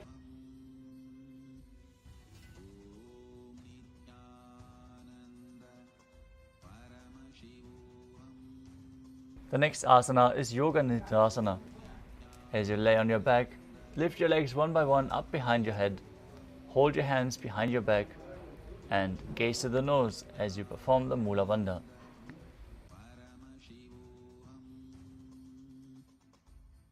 पादाभ्यां वेष्टयेत् कण्ठं हस्ताभ्यां पृष्ठबन्धनम्. The next asana is Atmaramasana. While laying on your back, raise your legs towards your head and wrap your hands around the legs. Interlace your fingers behind your neck, gaze to the nose, and visualize Lord Vishnu blessing you from within. आत्मा राम आसन प्रथमसु धोसो वे.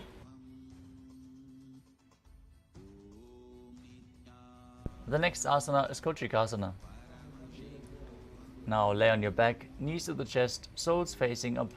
Extend your arms sideways and gaze to your third eye as you visualize Swamiji in your inner space and perform the Mula Bandha. दो हाथ सीधा सा करे 300 उभय सपा करे. Next up is the Jatara Parivritti. This asana consists of 3 steps.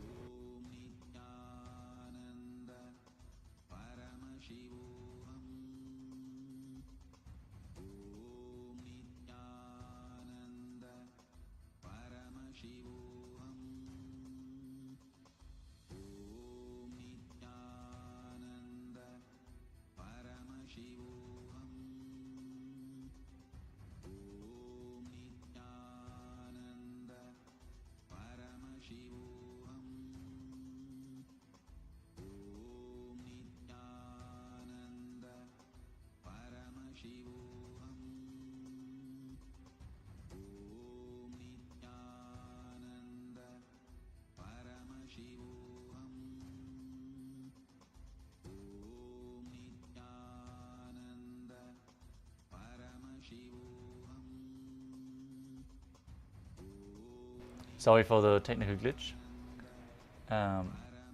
We are now going to the Jata. Your back and push. Keep your arms reaching out to the sides at shoulder level, and then place one knee bent to the ground at the side as you keep the other leg extended straight. Then keep both knees bent to the side, and then extend both legs straight to the side, holding onto the feet with your hand and gazing in the opposite direction as you visualize Swamiji and perform the Mula Bandha. परिवृत्ति कुक्षे भागे त्रिदाहि परिकीर्तितः. Now we are going to repeat the asana on the other side. So extend your arms out to the side.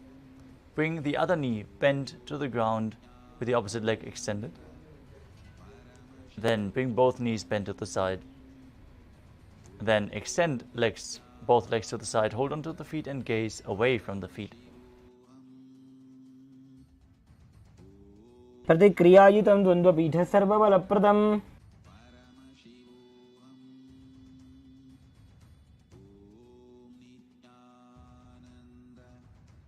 Next up is the Dvipadapitam. Gaze to the nose and visualize yourself as sturdy as a bridge as you lay on your back, bend your knees and place your feet flat on the ground, holding onto your ankles and lifting your hips up high. Perform the Murcha Kumbhaka with Jalandhara Bandha and Mula Bandha engaged. प्रतिक्रियायुतं द्वन्द्वपीठः सर्वबलप्रदम्. The next asana is Paryankasana.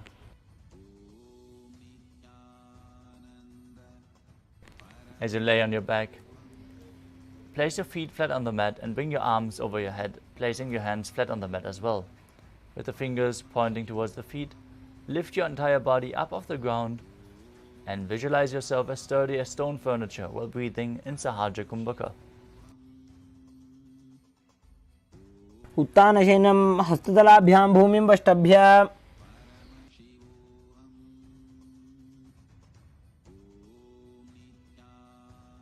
Now lay down on your back. Pull your knees to the chest and keep your hands on the shoulders as you move your hips in a circular motion, visualizing yourself as a dog playfully rolling around on its back in Shvattanasana. शरीरं संस्थाप्य जानुन्नी सम्मील्य नाभुवानिज्य. Next up is the Viparita Karani. Now lie supine and raise your legs up straight with the hands and arms flat on the ground, supporting you, balancing your legs. As you draw circles with your feet, moving your legs round and round, as you visualize Swamiji in your inner space, perform Jalandhara Bandha and Mula Bandha. This asana will strengthen your digestive fire intensely. भूतले स्वशिरो दत्त्वा खेनये चरणद्वयम्. Next up is Viparita Karani 2. Now hold your legs stable, stop moving around as you visualize Swamiji in your inner space. Karni विपरीताख्या सर्वाधिव्याधिनाशिनी. The next asana is Langalasana.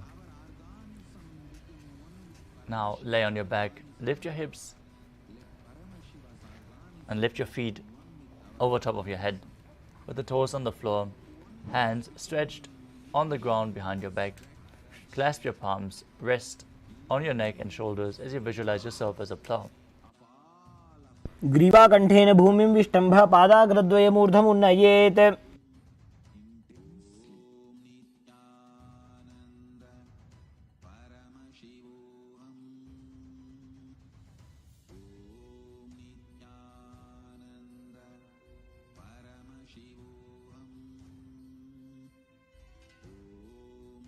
The next asana is Shayita Paschimottanasana. Now lie on your back, legs over your head, and hold onto your feet with the arms and legs straight. This is one of the 84 different asanas revealed directly by Lord Paramashiva himself. तानं शयित्वात् कुर्वीत शयितपश्चिमतानकम्.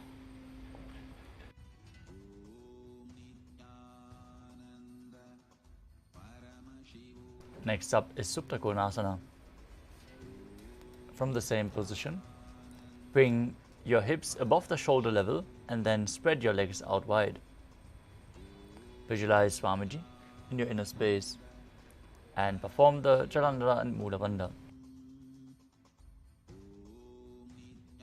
परिवृत्य कुक्षि भागे त्रिधा हि परिकीर्तितः.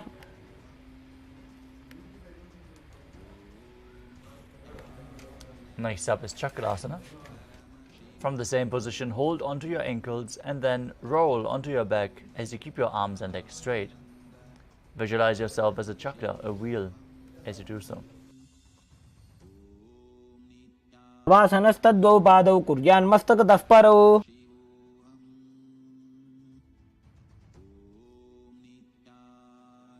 Next up is Supta Prasarita Parangushtasana. As you lay on your back, keep your legs vertical and hold onto the big toes in Prana Mudra. Then open up your legs wide to the side as you visualize Swamiji. Breathe in Ujjayi Pranayama, making an ocean-like sound with your mouth, and perform the Mula Bandha. उत्तानपादं क्रौञ्चं च मरीचिं वीरभद्रकम्.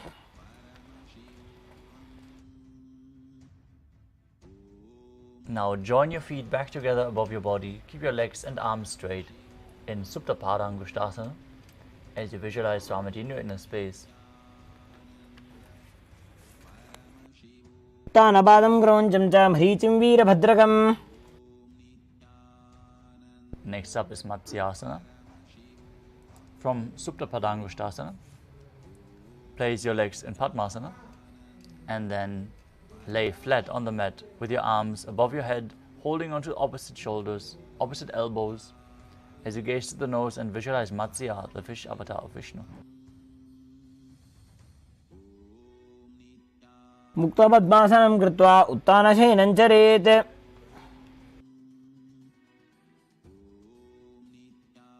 The next asana is Parasharamasana. As you lay on your back, legs in Padmasana, place the back side of the right hand onto your left palm. Gaze to your nose, visualize Lord Rama in your inner space as you perform the Mula Bandha. प्रथमकरे पद्मासन आछे शुद्धो सोबे भूपरिपाछे. Next up is Sarvangasana. With the legs in Padmasana, raise your hips and legs up. Support your lower back with your hands with the elbows on the ground. As you gaze to the nose, visualize Swamiji in your inner space and perform Mudra Kumbhaka with Jalandhara Bandha and Mula Bandha engaged. अथ क्षेत्र संक्षेपात् सर्वांगासनम् उत्तमम्. The next asana is Vrishchikasana, where you place one foot on top of the opposite thigh and pull the knee of that leg up to your chest. Extend your arms up above your head and hook the fingers forward as you gaze to your third eye and visualize yourself as a scorpion. प्रथमशयन सूधो शीशिकेशिकी सन्धि सुदाखे. Now exchange the position of your feet. Repeat Vrishchikasana on the other side. प्रथमशयन सूधो शीशिकेशिकी सन्धि सुदाखे. Next up is Vrishaparakshitasana. As you lay on your back, interlace your fingers around your neck and lift both feet off the ground, pulling one knee in towards your chest back and forth. As you visualize Swamiji in your inner space, breathe calmly through your nose in Sahaja Kumbhaka, leading the prana along your spine as you perform the Mula Bandha. उत्तानशयनं कृत्वा अङ्गुलिभिः कन्द्रां बद्ध्वा. As you lay flat on your back, lift your legs one by one, touching your knees to the ears as you visualize Swamiji to your inner space and perform the Mula Bandha. तानवत् संस्थितीकृत्वा.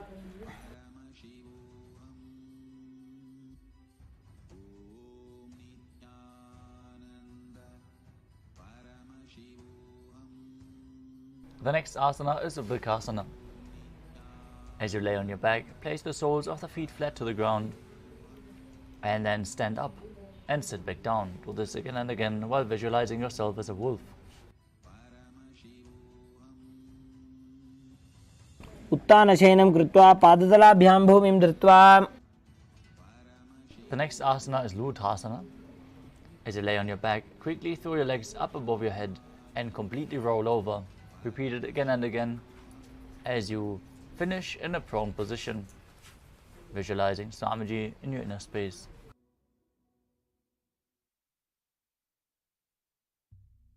उत्तानशयनं पादौ शिर उल्लङ्घ्य. As you lay down flat on your belly, keep your hands at the shoulder level and contract your lips, make the sound of a flute, whistling while inhaling in Salathasana Pranayama. As you visualize yourself as a chariot, carrying warriors into a battle for Dharma on your chariot back. युज्यशयनं कृत्वा नाभिं भूमौ निधाय.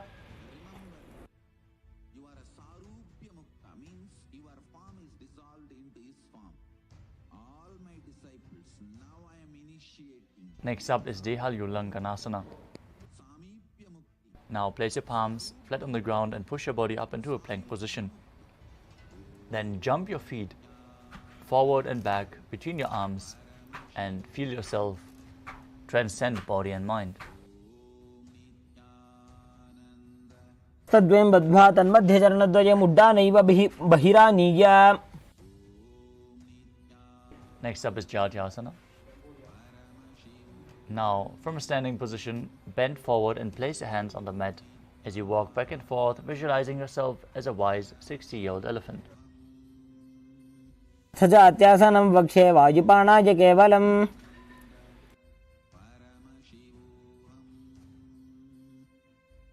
Next up is Loritika. Now stand with your knees bent, feet pointing outwards, and bend your elbows. Keep your hands at the chest level. Swiftly move the arms across the body and then bring them back to the center. Tilt your head back, open up your chest towards the sky, and move your head in all directions.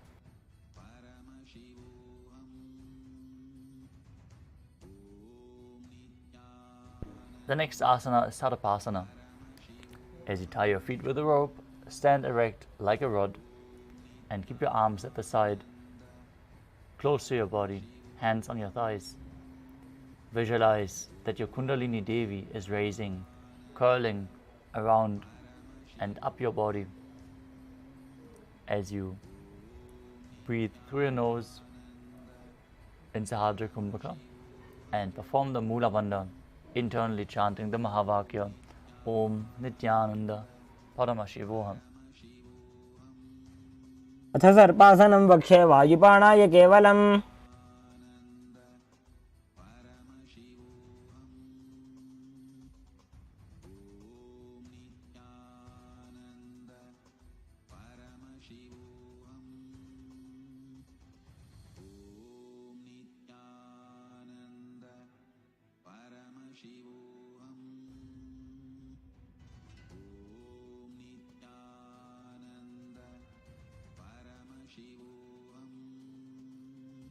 The next asana is Ushta Sadhanasana.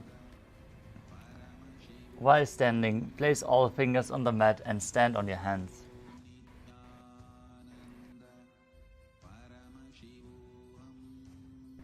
Hold your toes from the front as you begin to move around on the mat, visualizing yourself as a camel, performing the Mula Bandha. मुष्टिकनिष्ठिका प्रदेशेन भूमौ निधाय. Next up is Ashvasana. From the same position, hold on to the feet from the outside as you walk around, visualizing yourself as a horse. मुष्टिकनिष्ठिका प्रदेशेन भूमौ निधाय. Next up is Kapota Nitakasana. Stand straight with the feet together, interlace your hands behind your back in Padusha Mudra and pull your arms down towards the calves as you open up your chest widely. Visualize yourself as a soaring bird, diving headfirst in rapid speed. Perform the Mula Bandha as you do so.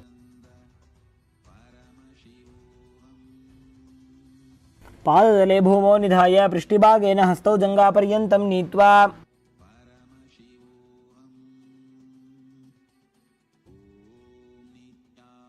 Next up is Tala Pushpa Buddham Karana. Now stand tall with the palms together in Namaskara Mudra. Gently bend the knees and keep the toes pointing outwards. As you simultaneously open up the palms, raise one heel off the ground and lower the waist and shoulder of the respective heel. Visualize you're holding and offering a bouquet of flowers to Paramashiva.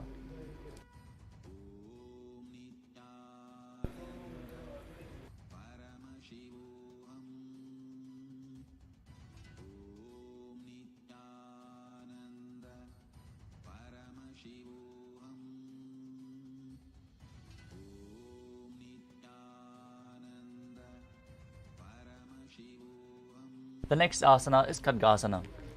Now visualize yourself as a rhinoceros as you lay down on your stomach and jump your feet up towards your hands and stand. Bring your palms together, forming the horn of the rhinoceros in Namaskara Mudra as you gaze to the nose and perform the Mula Bandha. नुज सरतमासनं कृत्वा पादतलाभ्यां भूमिं धृत्वा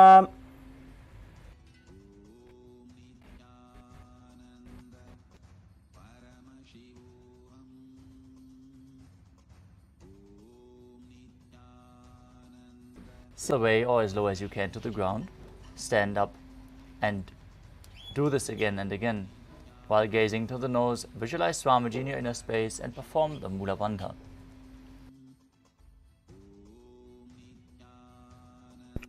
पुनः पुनः उत्थातव्यम् इति उत्थारोत्थानं भवति.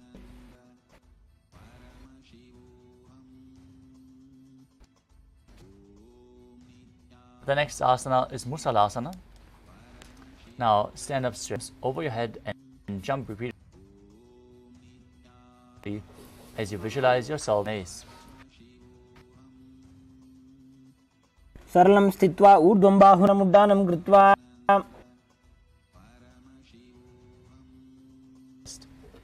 Down with the other leg. Stand back up.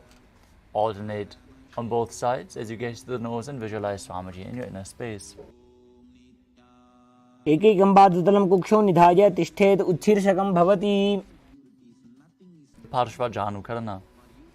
Now stand and keep one leg slightly bent with the toes pointing to the side. Bend and lift the opposite knee and pull it towards your chest with a hand in a fist. Place the other hand on top of the thigh with the fingers pointing.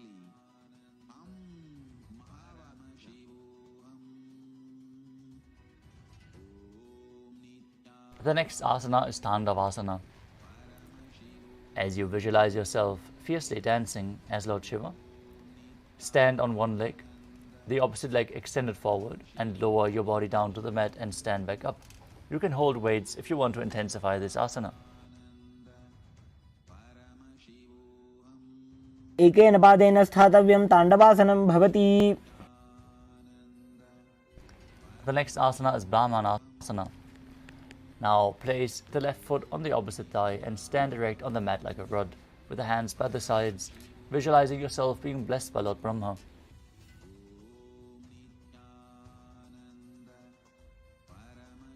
ब्राह्मणासनमावक्षे यत् कृत्वा ब्राह्मणो भवेत्. Next up is Garudasana 3. Now stand tall and wrap the left leg over and around the right knee. As you tuck the left toes onto the other side of the right calf, simultaneously crossing the left arm below the right and bringing the palms together in Namaskara Mudra. कूर्मपीठं च सिंहस्गारुणमेव च. Next up is Ekapadasana. Now stand straight on the right leg with the left foot on the opposite thigh, hands relaxed by the knees. Visualize Swamiji in your inner space and perform the Mula Bandha. दक्षाङ्घ्रिं वामपादस्य जङ्घोपरि निधाय च.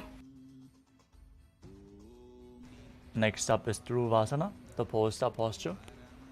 As you visualize yourself as the North Pole Star, stand on the right leg, hold the big toe of the left foot and straighten it out to the side, rotating your body quickly on the standing leg.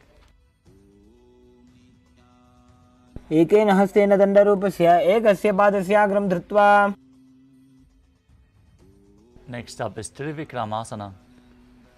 Now stand on the right leg, lift the left foot behind your neck and stand tall. Alternate sitting and standing, performing the 3 steps of Vishnu while visualizing Lord Vishnu in your inner space. ग्रीवायां पादं संस्थाप्य स्थातव्यम् उत्थातव्यं त्रिविक्रमासनं भवति.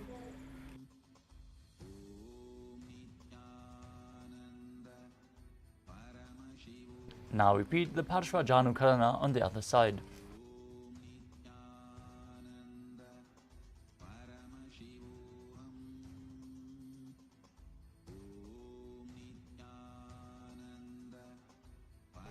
Now visualize yourself fiercely dancing as Lord Shiva as you repeat Tandavasana on the other side.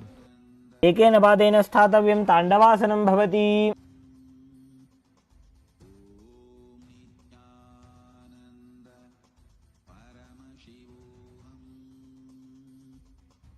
Now repeat Brahmanasana on the other side while visualizing yourself being blessed by Lord Brahma. ब्राह्मणासनमावक्षेजित् कृत्वा ब्राह्मणो भवेत्. Now repeat Garudasana 3 on the other side, intertwining arms and legs, hands in Namaskara Mudra, visualizing yourself as Lord Garuda. नगोर्मपीठं च संहस्गारुडमेव च. Now repeat Ekapadasana on the other side, visualizing Swamiji in your inner space. दक्षाङ्घ्रिं वामपादस्य जङ्घोपरि निधाय च. Now repeat Dhuruvasana, the pole star posture on the other side, visualizing yourself as the North Pole Star. एकेन हस्तेन दण्डरूपस्य एकस्य पादस्य अग्रं धृत्वा. Now repeat Trivikramasana on the other side. If you can't, bring your leg behind your neck, pull it up towards your chest, and then sit down and stand back up. ग्रीवायां पादं संस्थाप्य स्थातव्यम् उत्थातव्यं त्रिविक्रमासनं भवति.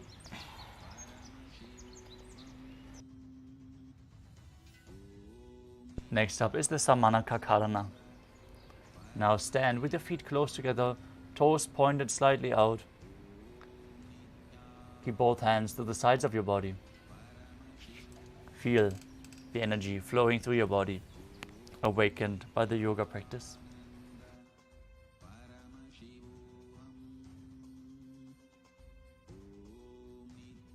As we move on to the final 100 asanas of the sequence, starting with Gorak Anjali Asana. Now stand erect and bend forward. Bring both hands underneath the knees and make a finger lock in Parusha Mudra. Sit in a squatting position, let the finger lock touch your navel. As you visualize the great sage Goraknath, founder of the Natha Yoga Hindu Sampradaya. Perform the Jivachala Kumbhaka. Inhale deeply, hold the breath and move the prana forcefully throughout your body, up and down and through your limbs, along with your mind, as you perform the Mula Bandha. प्रथमहि उभौ होए बाहुरी नीचौ पुनि होवे. Next up is Kanchi Asana. Now insert your hands between the thighs and calves. Wrap them around behind your butt, interlacing the fingers behind your back. Keep your chest up. Visualize Swamiji in your inner space and perform the Mula Bandha. ऊर्मध्यात् हस्तौ निवेश्य नितम्बं धृत्वा. Next up is Bhairu Asana. Now bring the feet together, sit in a squatting posture with the heels touching your perineum. Hold your hands at the back in Parusha Mudra as you gaze at the navel and visualize Bhagavan Kalavairava, the Lord of Time.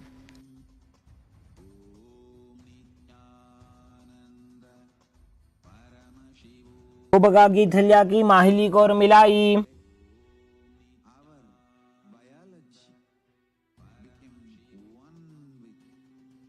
Next up is Varahasana. Now squat all the way down to the ground. Keep your feet together, toes apart, and bring your elbows up close to your head. Join your palms behind your back as you gaze to the nose and visualize yourself as Varaha, the boar avatar of Lord Vishnu. पागथली की माहिली को और मिलाई फणा पानी उकड़ बैसे.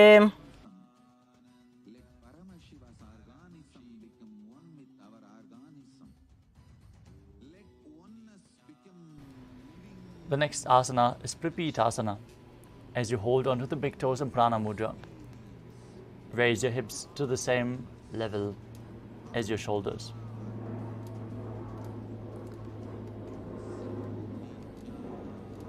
To the same level as your knees. Now, visualize Swamiji in your inner space and perform the Jivachala Kumbhaka, forcefully moving the prana up and down within your system. पार्श्विन्द्वे सम्मील्य स्थित्वा नितम्बं जानुप्रदेश आनीय. The next asana is Bakasana. Now place your hands on the mat, fingers wide, shoulder width apart. As you place your knees onto the back of your arms and lean forward, balancing on your arms. As you visualize yourself as a crow, perform the Jivachala Kumbhaka. ताभ्याम अवनिम वैष्टभ्य. The next asana is Sushtanga Kapali Asana. Now kneel down, place your head on the ground with the palms spread for support as you raise your body onto your head and place your legs in Padmasana. Gaze to the nose, visualize Swamiji and perform the Mula Bandha. आसन को गुण कपाल आछो होई. Gently lower your body back down and come to a kneeling position. As you sit in between the heels, perineum to the ground with the toes touching behind your body. Gaze to the nose and visualize you are sitting in the secret seat with Paramashiva and Guru in Guptasana. जानोर्वोरन्तरे पादौ कृत्वा पादौ च गोपयेत्. Next up is Vrikshasana 2. This is going to be another inverted posture.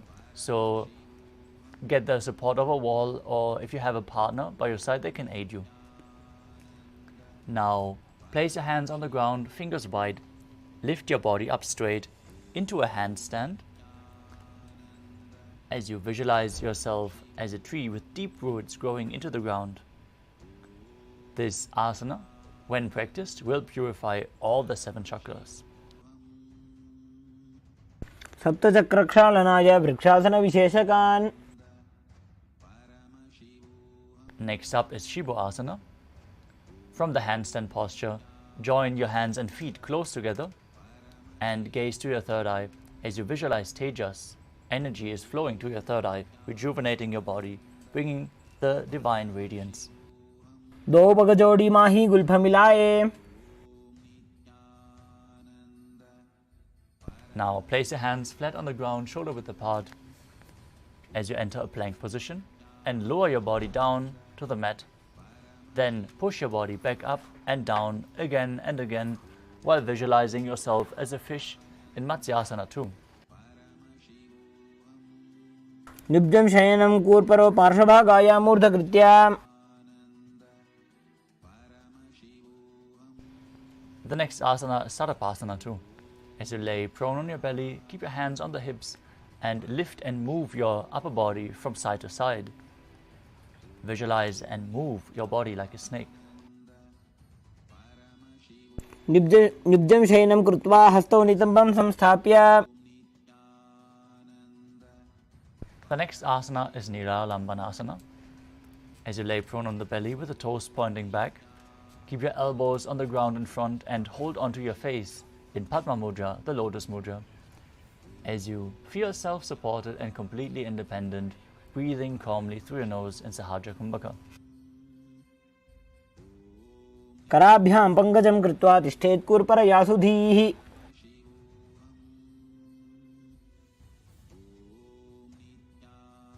Next up is Chaturasana.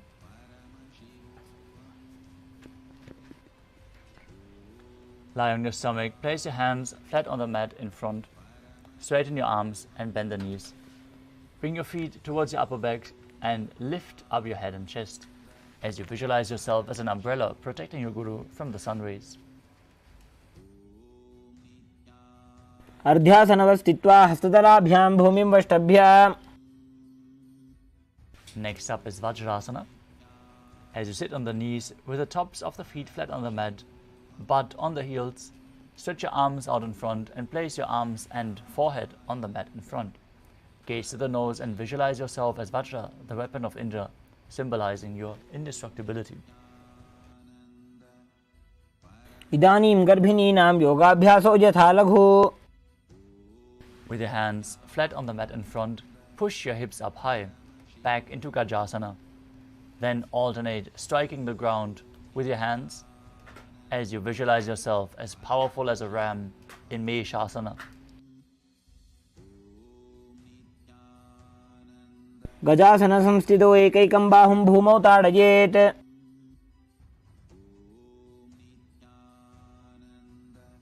The next asana is Ajasana.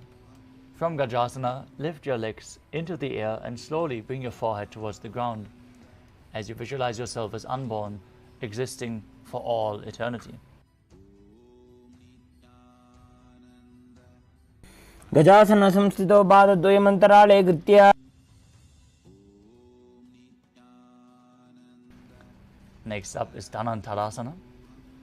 As you sit on the heels with your legs together, interlace your fingers around the toes and pull the feet towards your perineum.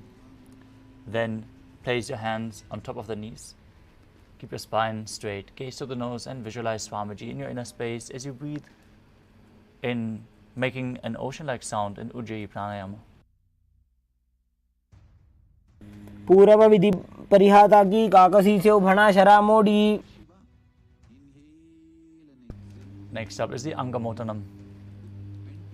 Now interlace your fingers in front and then behind your body as you stretch your arms forward to the sides, backwards and up, giving massage to various different joints and muscles of your body. Visualize Swamiji in your inner space, perform the Mula Bandha. Internally, chant the Mahavakya, Om Nithyananda Paramashivoham. हस्तयोः अङ्गुलिर्बद्ध्वा हस्तयोर्मध्यात् सर्वमङ्गं निष्कासयित्वा.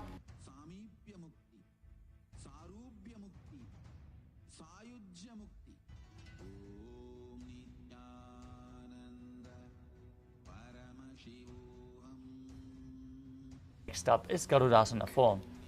Now sit on the heels in Vajrasana as you turn your feet out to the side with the toes pointing outwards. Keep your thighs and knees resting on the ground. Keep your spine straight, hands on the knees as you visualize yourself as Lord Garuda flying Lord Vishnu and Lakshmi on his back. जङ्घोरुभ्यां दरां पीड्य स्थिरकायो द्विजानुना.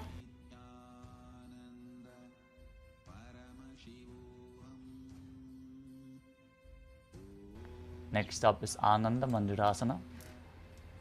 As you sit with your legs folded back, toes pointing backwards, knees wide, holding on to your ankles, gaze to your third eye and visualize yourself residing in the blissful space of a temple. अथ वक्षे वीरनाथ आनन्दमन्दिरासनम्. Next up is Mandukasana 2. As you sit with your knees wide, feet overlapping on top of your ankles, keep your hands under the knees and gaze to your nose as you perform the Manduki Mudra with your tongue, pressing the tongue up against the palate of your mouth, visualizing yourself as a frog, performing Ujjana Bandha and Mula Bandha. पृष्ठं सम्पेड्य कुल्भाभ्यां जान्वङ्गे सबलयाकृतिः. Next up is Narasimhasana. As you keep your toes tucked on the mat with the heels up and joined together, place your perineum on top of the heels, your palms on the ground in front with the fingers spread wide, thumbs touching and the palms of your hand touching the toes. Now gaze to the nose and stick out your tongue as you exhale forcefully while visualizing Narasimha, the lion man avatar of Lord Vishnu. दो फणा पानी होए वैसे AD Mailer उदानी वैसे. Next up is Vishrakasana.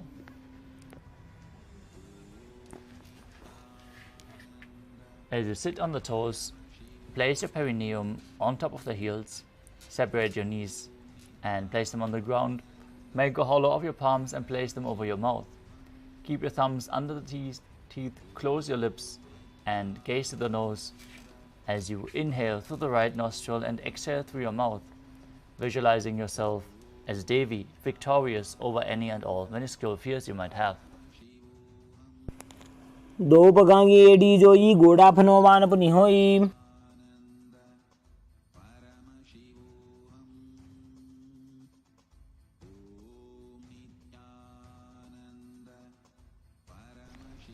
The next asana is Makadasana.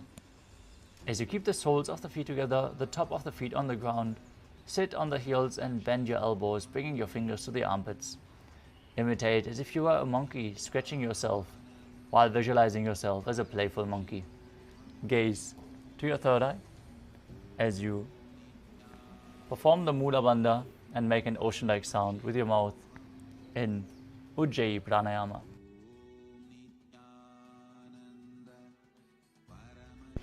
दो पगदली संपुटाने तिनकी बिष्टि भूमि पर इठाने.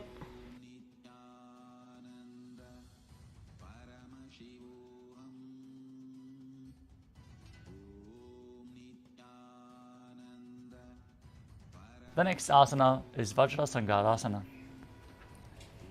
Now stand on the toes with the soles of the feet together. Sit on your heels with the knees wide off the floor. Hold your elbows behind your back and gaze to the tip of the nose as you embody diamond-like strength for you and your Sangha, your spiritual community.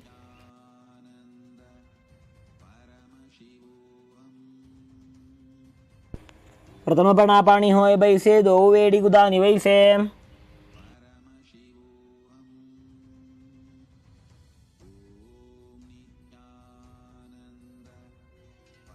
The next asana is Kanjanasana.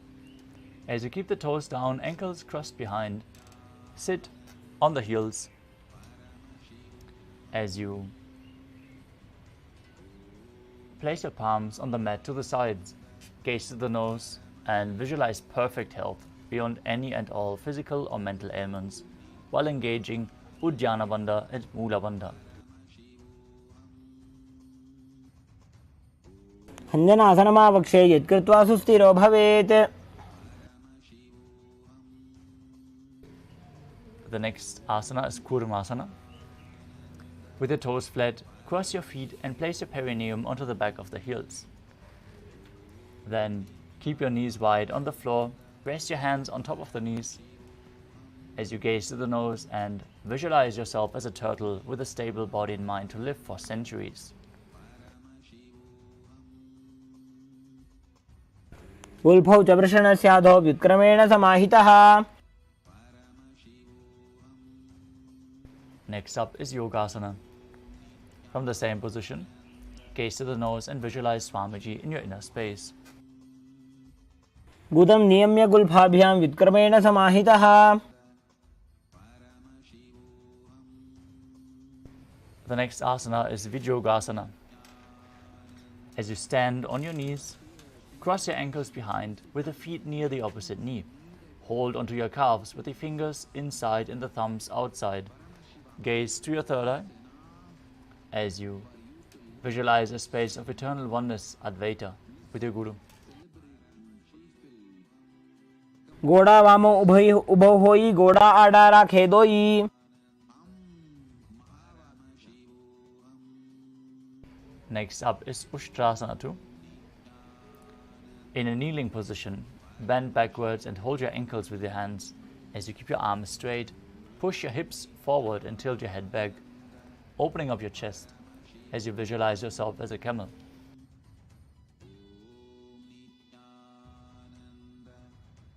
मेरुदण्डग्रन्थि दाढ्या संविपादैषु पुमान्.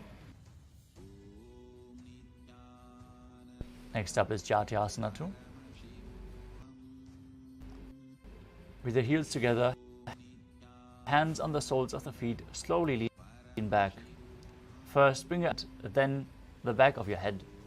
Gaze at yourself as a lotus blooming. दो AD संपुट करे सोले मूलद्वारि धरे.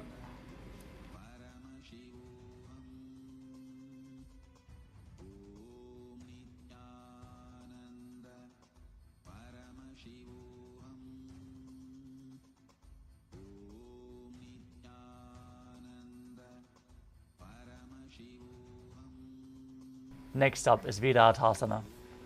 As you sit on the knees with your thighs and calves together, lean back and touch your back to the ground, then rise back up. Repeat this again and again. You can use the support of your hands if needed. Gaze to the nose and visualize the healing and liberation of all causal, subtle forms of your body. जंगा पृष्ठभूमो निधाय जंगोदरयोः ऊरुनि संस्थाप्य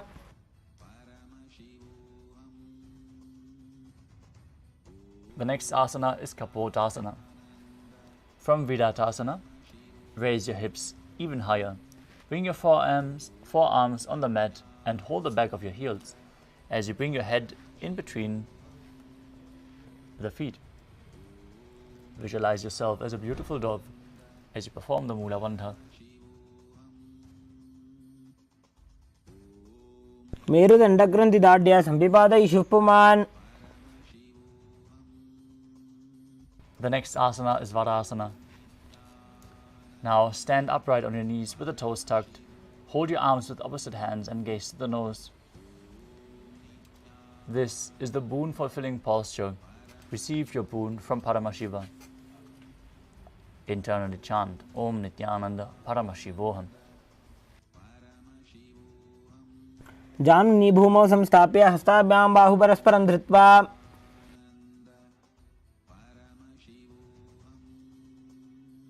Next up is Varahasana too. As you keep your knees together, toes tucked, lean forward and bring your elbows to the mat, hands holding your head. Rest your perineum on the heels, with the heels raised, as you visualize yourself as Varaha, the boar avatar of Lord Vishnu. सूर्यं चन्द्रं भेदनानि आसनानि निकथ्यते.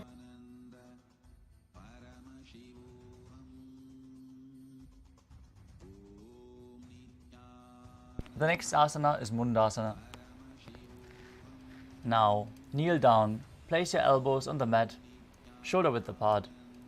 Interlace your fingers, place your head on the mat, supporting it, holding it with your hands. As you walk your feet forward, raising the hips until they align with your shoulders, then jump your legs up and straighten them up towards the sky. Be stable and straight as you visualize yourself as a lopped tree.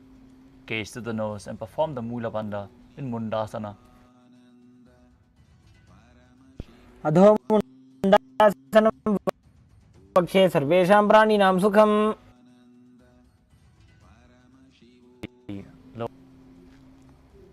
As you bring your head in between the knees, elbows outside of the knees, with the hands holding the head, exhaling through your mouth as you gaze to the nose and visualize Swamiji in your inner space, calmly breathing through your nose in Sahadra Kumbhaka.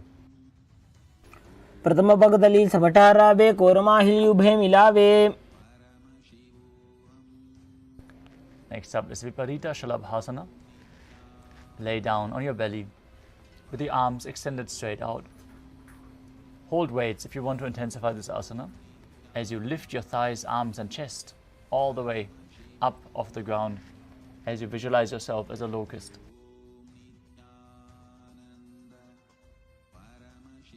शलभासन भेदाश्च नटभेरुण्ड नामके. The next asana is Kapalasana. As you lay on your belly with the arms at the side, palms facing down, keep your forehead on the ground and keep your chest on the mat as you lift your legs up.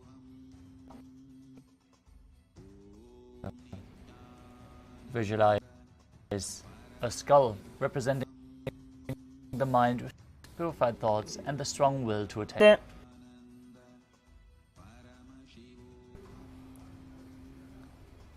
The next asana is Akasha Kapotasana.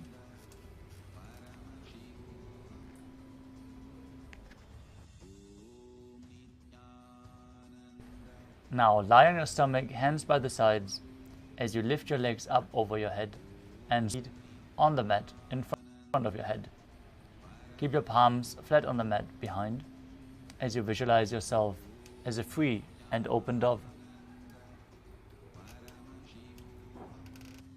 उष्ट्रासने स्थित्वा चरणौ भूमेरुत्थाप्य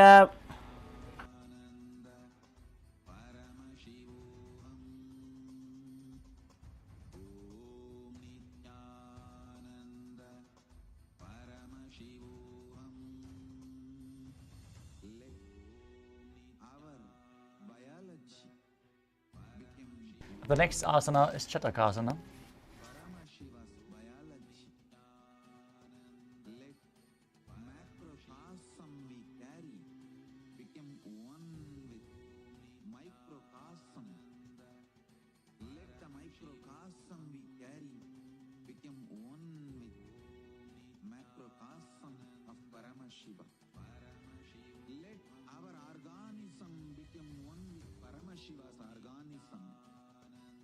Paramashiva's organism become one with our organism.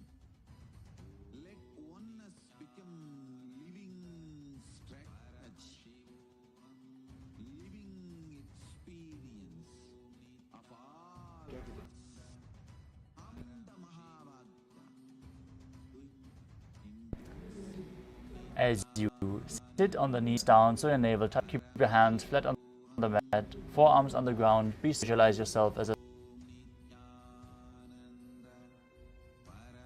परपर्यन्तौ हस्तौ धरावोष्टभ्याम्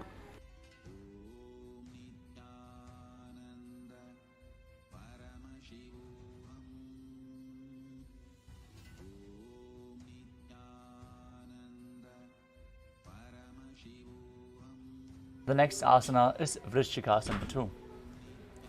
As you kneel down and place your hands and elbows on the mat, raise your legs, bend your back to touch your feet to the head. If you can't balance in this posture, you should try to go to a wall and jump up against the wall. Try to hold this posture. If you can balance, try to bring your feet to the head. Lift your chin and hold this posture as you gaze forward in Shambhavi Mudra, visualizing yourself as a scorpion with your legs as the stinger. Breathe calmly through your nose in Sahadra Kumbhaka as you perform the Mula Bandha and internally chant the Mahavakya Om Nithyananda Paramashivoham.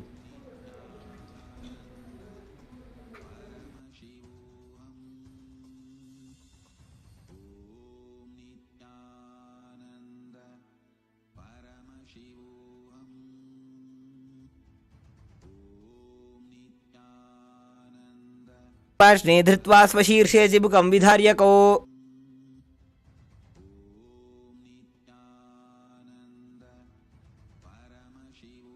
The next asana is Vrishasana. Now place your perineum down on the right heel as you keep the left foot outside the hip, ankle to the side, with the toes pointing outwards. Place your hands on the mat in front, visualize yourself as a bull as you start breathing in Antarangaka Kumbhaka. Forcefully inhale through your nose, hold the breath for a short while, and then slowly exhale through the nose again.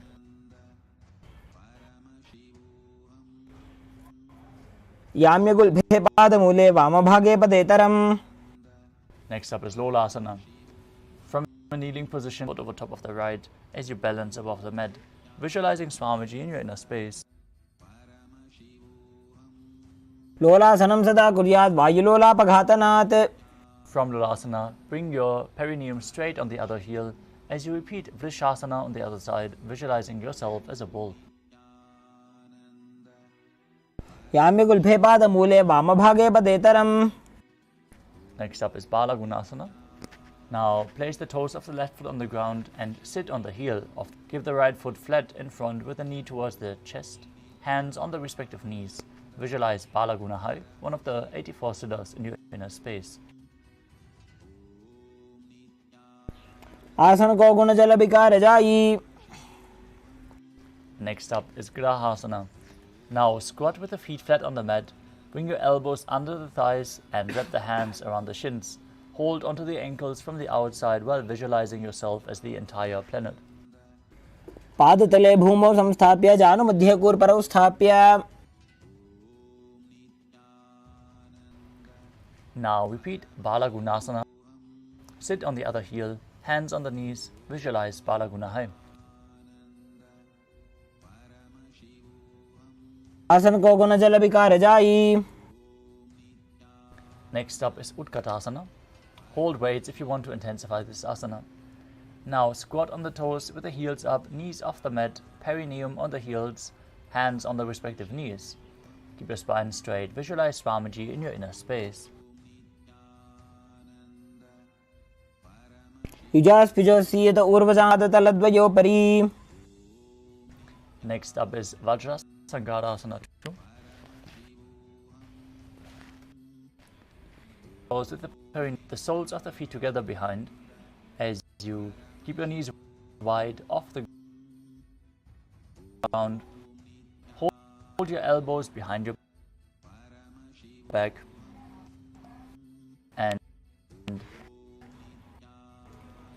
face as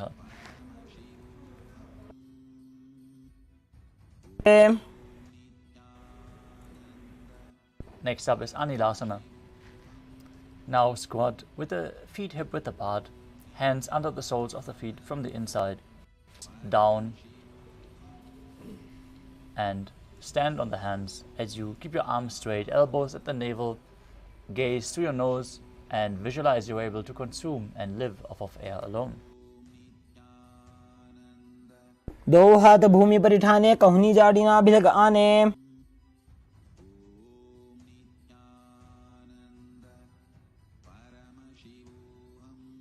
The next asana is Padukasana.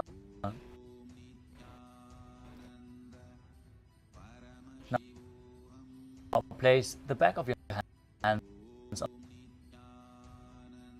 the mat.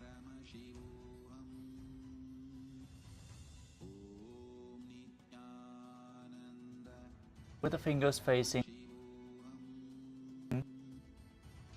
towards your body. Step your feet onto the hands, around the feet like a shoe.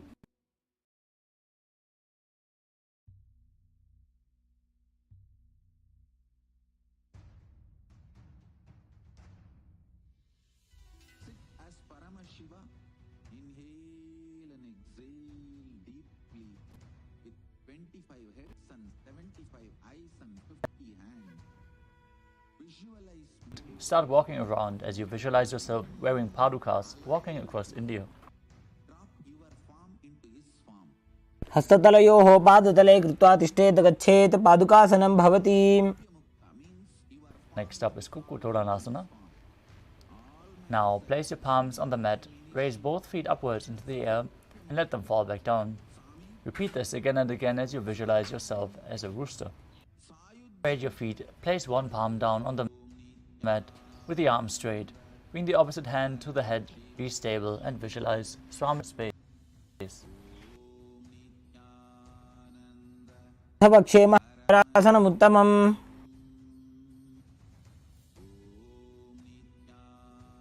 Now place the other hand to the ground. Repeat Kunjarasana on the other side. अथवा क्षेमहादेव कुञ्जरासनमुत्तमम्. The next asana is Kadambasana. Now sit on the ground with the feet flat, heels close to your body as you hold on to the respective ankles and lift your feet off the ground while visualize as the Kadamba tree, a pious tree that promotes a long life. पार्श्निभ्यां भूमिं वष्टभ्य हस्तद्वयेन गुल्फौ धृत्वा. Vanamuktasana. Now sit with the heels at the perineum and hold onto the opposite knees and pull them towards your chest. Visualize any excess vata being released from or balanced within your system as you perform the Mula Bandha. द्वयोस्तु पादयोः पाणिं लात्वा स्वस्वनितम्बके.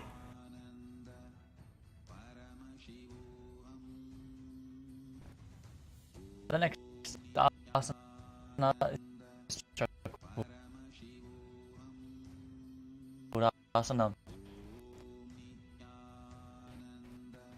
As you sit and lift one leg behind your head. If you can't, lift it up. The opposite leg extend place both on and lift your entire body. Mat. Gaze to your third eye and visualize yourself as a powerful Sana too. Now hold onto the big toes in Prana Mudra.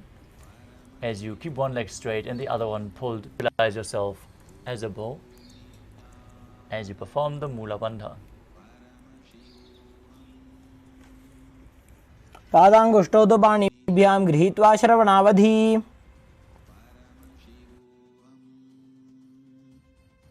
Next up is Ashtavakrasana. As you lift the left leg over top of the left shoulder, bring the right foot across, hook at the top of the left foot and extend your leg out to the side. Back on your hands as a flying crane. वासिष्ठमदकौण्डिन्यमूर्धकुक्कुटमेव च.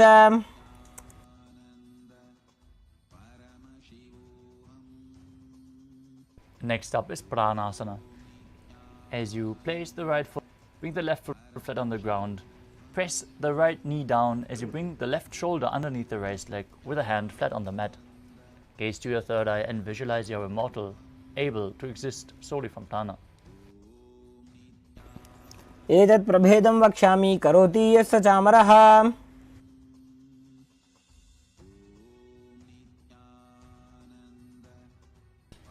Next up is Parashvamatsyendrasana. Now,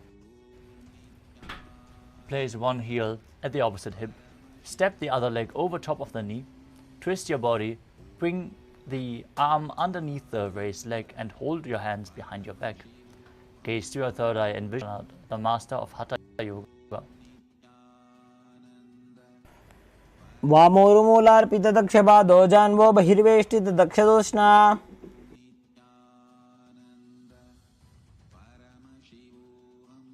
Next up is Chakorasana on the other side, behind your neck. Lift your body off the mat. As you keep the other leg extended, visualize yourself as a powerful source of energy.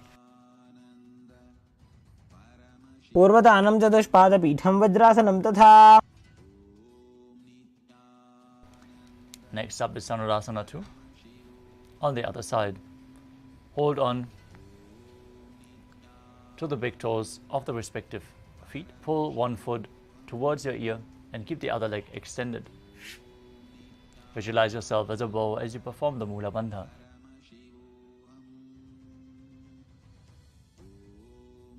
पादाङ्गुष्ठौ तु पाणिभ्यां गृहीत्वा श्रवणावधि.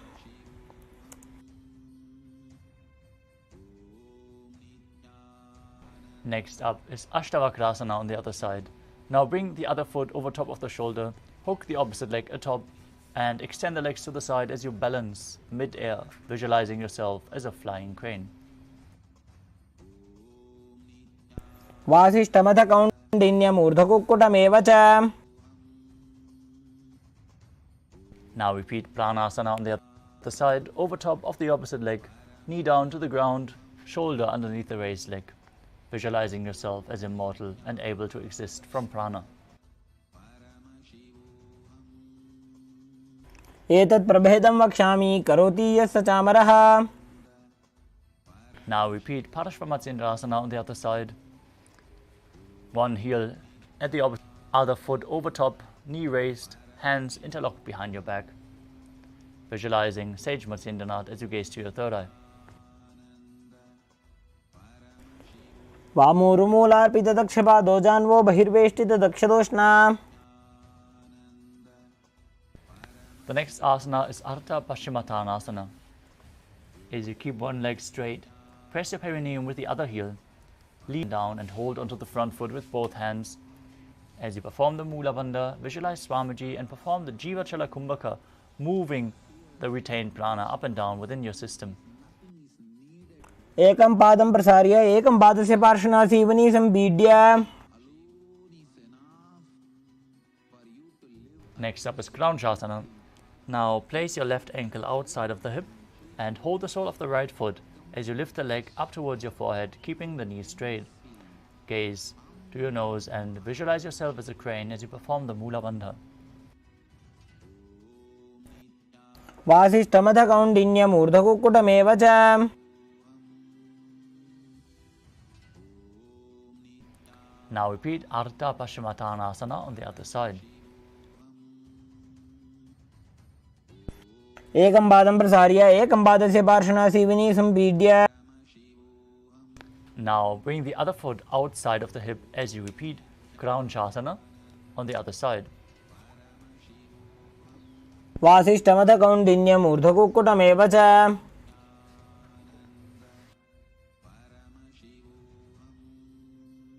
The next asana is Swastikasana.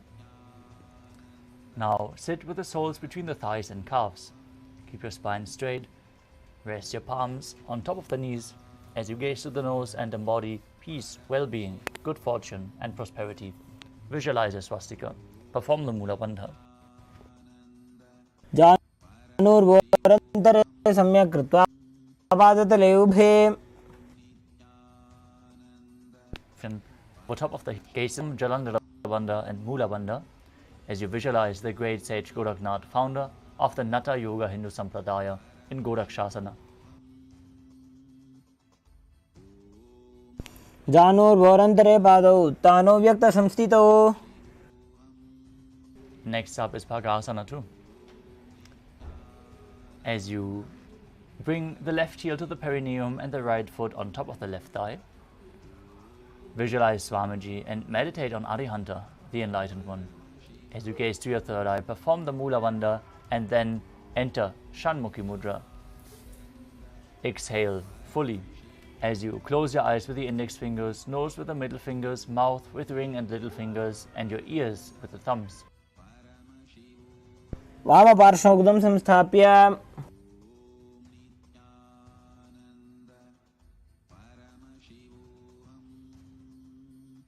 The next asana is Yogasana 2.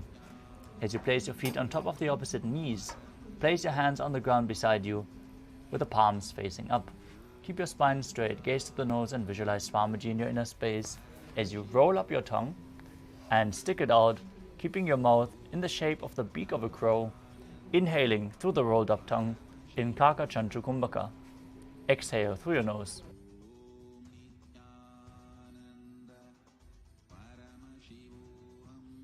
उत्तानौ चरणौ कृत्वा संस्थाप्योपरि जानुनोः.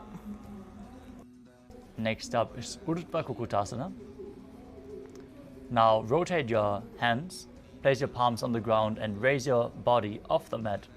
As you visualize yourself as a rooster, perform the Mula Bandha and keep breathing in Kakachantra Kumbhaka.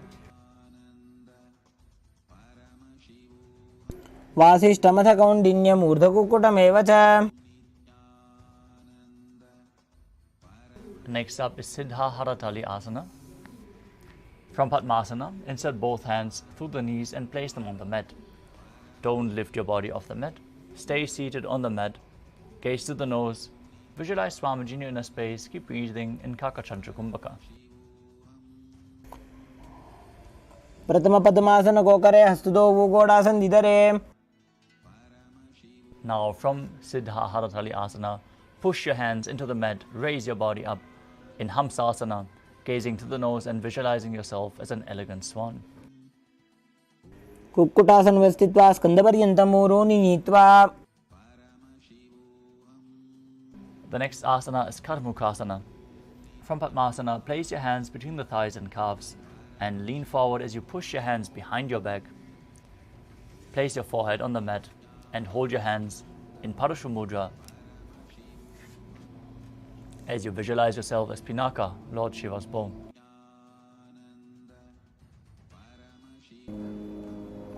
प्रथम पद्मासन को करे Ghodasan दिमाही करिधरे. Next up is Kurmasana 2. From Padmasana, insert both hands through the thighs and calves.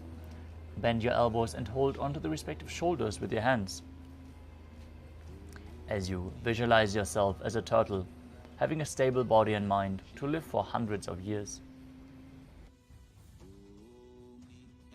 By जंग पर दक्षिण बावा दाई जंग पर by ल्यावा. From the same position, bring your chin down to the chest, perform Jalandhara Bandha and Mula Bandha, Gaze to the nose and rejoice, knowing you're in Shiva's secret knot posture in Granthi Bedasana. अथ वक्षे नीलकण्ठ ग्रन्थिभेदासनं शुभम्.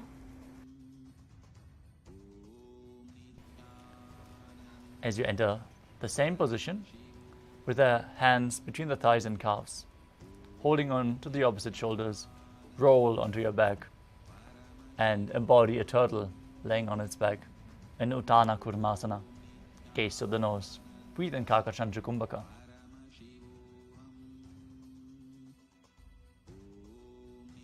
कुक्कुटासनबन्धस्थं कराभ्यां धृतगन्धरम्.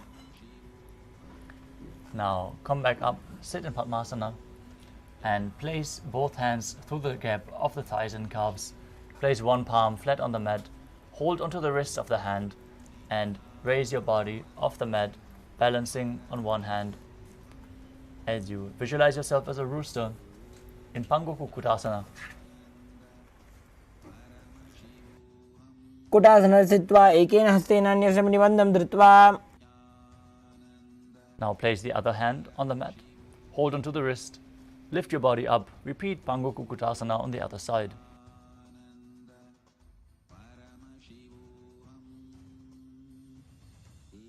कुक्कुटासने स्थित्वा एकेन हस्तेन अन्यस्य निबन्धं धृत्वा. Next up is Kridrasana. From Padmasana, place your elbows on the toes, interlace your fingers in Parusha Mudra, and rest your chin on the knuckles, with the thumbs pressed against your throat. Visualize you have gone beyond all greed and covetous, as you breathe in Kakachandra Kumbhaka and perform the Mula Bandha.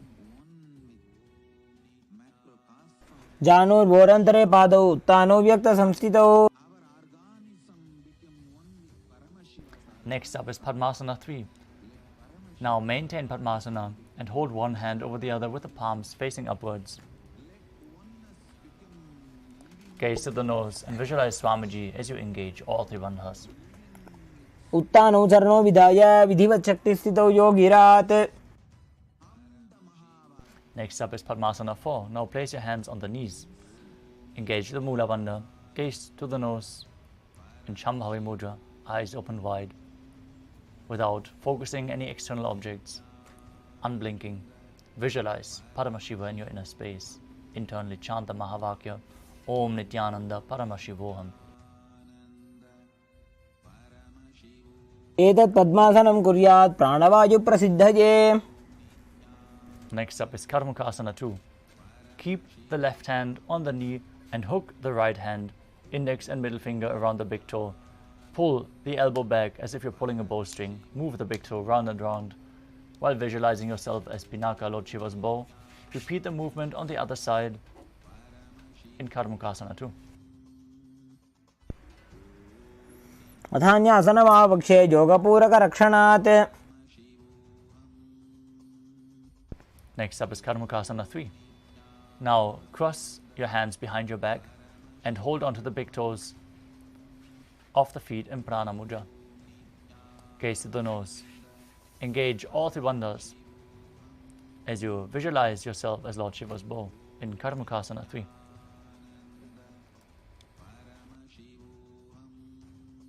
कार्मुकासनमाक्षित्य उदरे पूरयेत् सुखं तदवायुर्वसो जाति कालेन सूक्ष्मवायुना.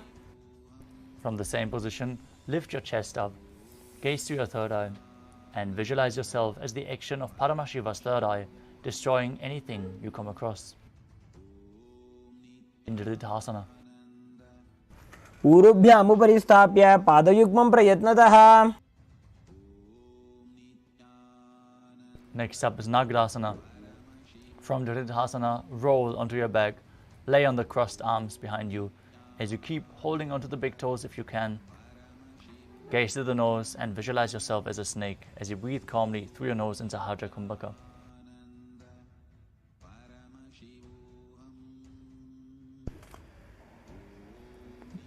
प्रथम पद्मासन कोटाने दो हाथ पाछाने आने. Now free your legs and your arms. Pull your knees to the chest.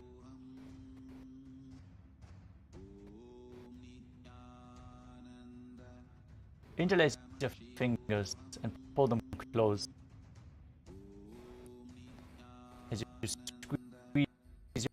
your body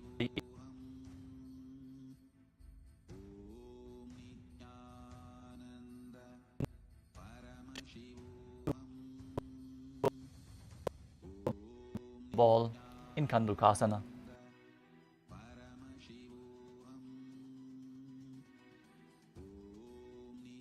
वेत्रासने स्थित्वा हस्तपादान् निष्कुष्य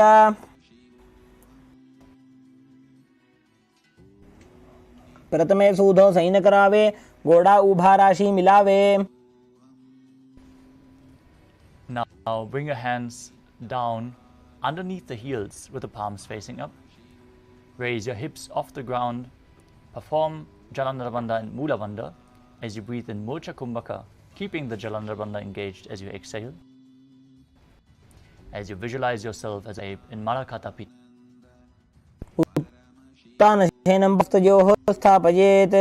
Next up is Uttana Shikhi Pitakasana.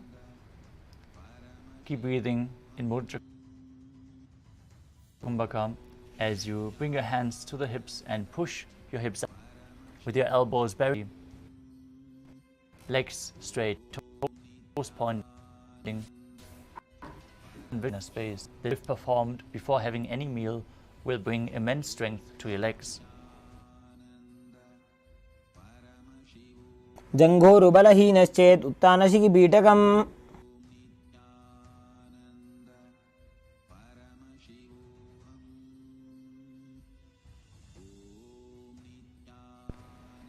The next asana is Narakasana. As you lie supine, raise your hips and legs up. Bring your arms flat to the mat. Balance with your legs straight. Visualize yourself blissfully traversing Naraka Loka unscathed as Bandha and Mula Bandha.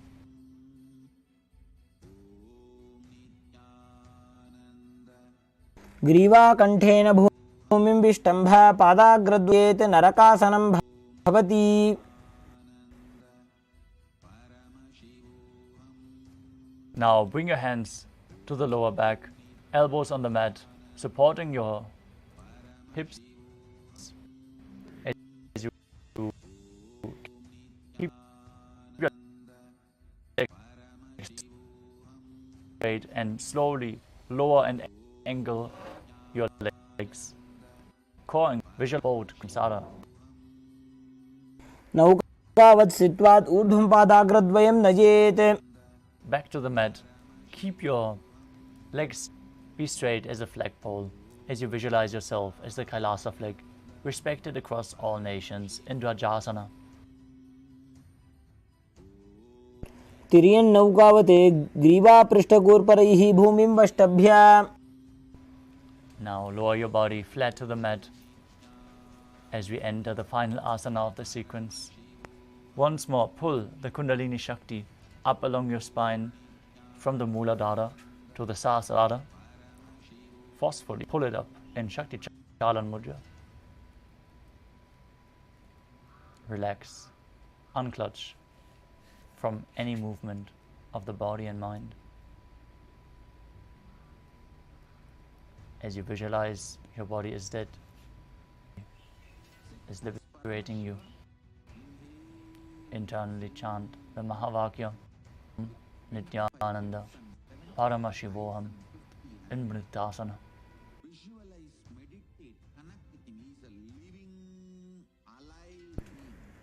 उत्तानं शववद्भूमौ शयनं तु शवासनं. शवासनं श्रमः चित्तविश्रान्तिकारणम्. Salokya Mukti, Samipya Mukti, Sarubhya Mukti, Sayujya Mukti. Om Nithyananda Paramashivoham. Om Nithyananda Paramashivoham. Om Nithyananda Paramashivoham. Om Nithyananda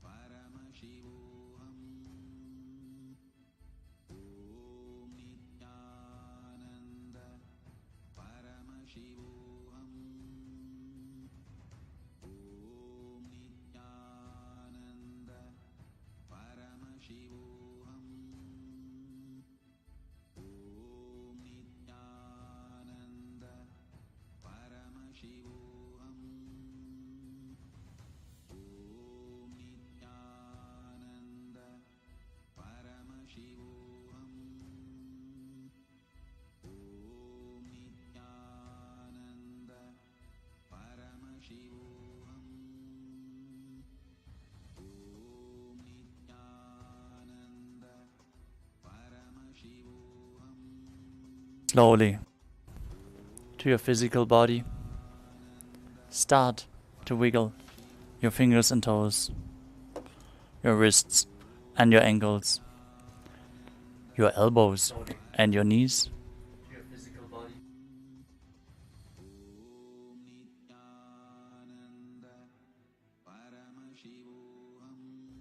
Return to comfortable seated position.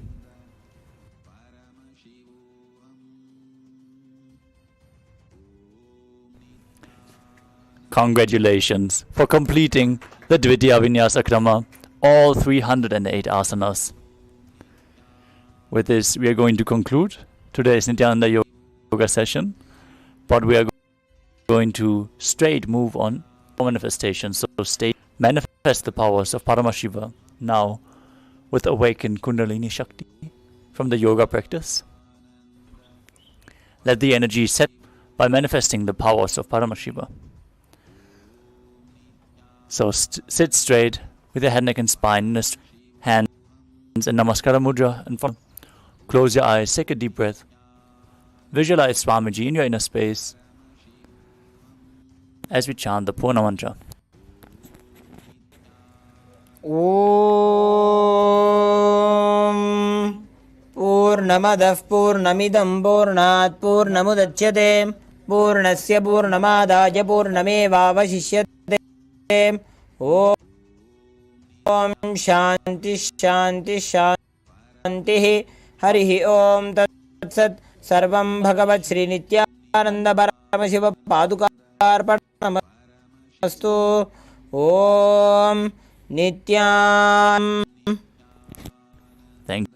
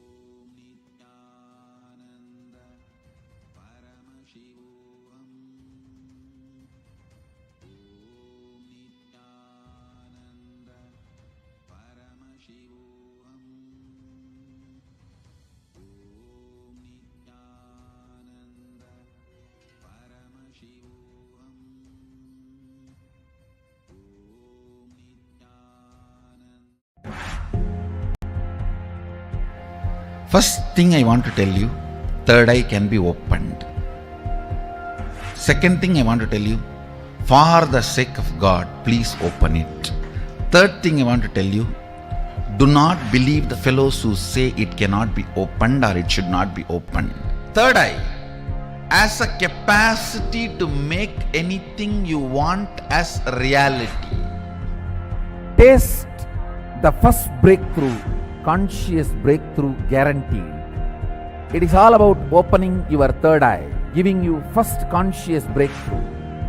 Any human being can go through these initiations and have this superconscious breakthrough, manifest these possibilities and powers. It is possible for all of you. If these words reach your ears, I am talking to you and it is for you. I welcome, O humanity, come, it is time you experience superconscious breakthrough.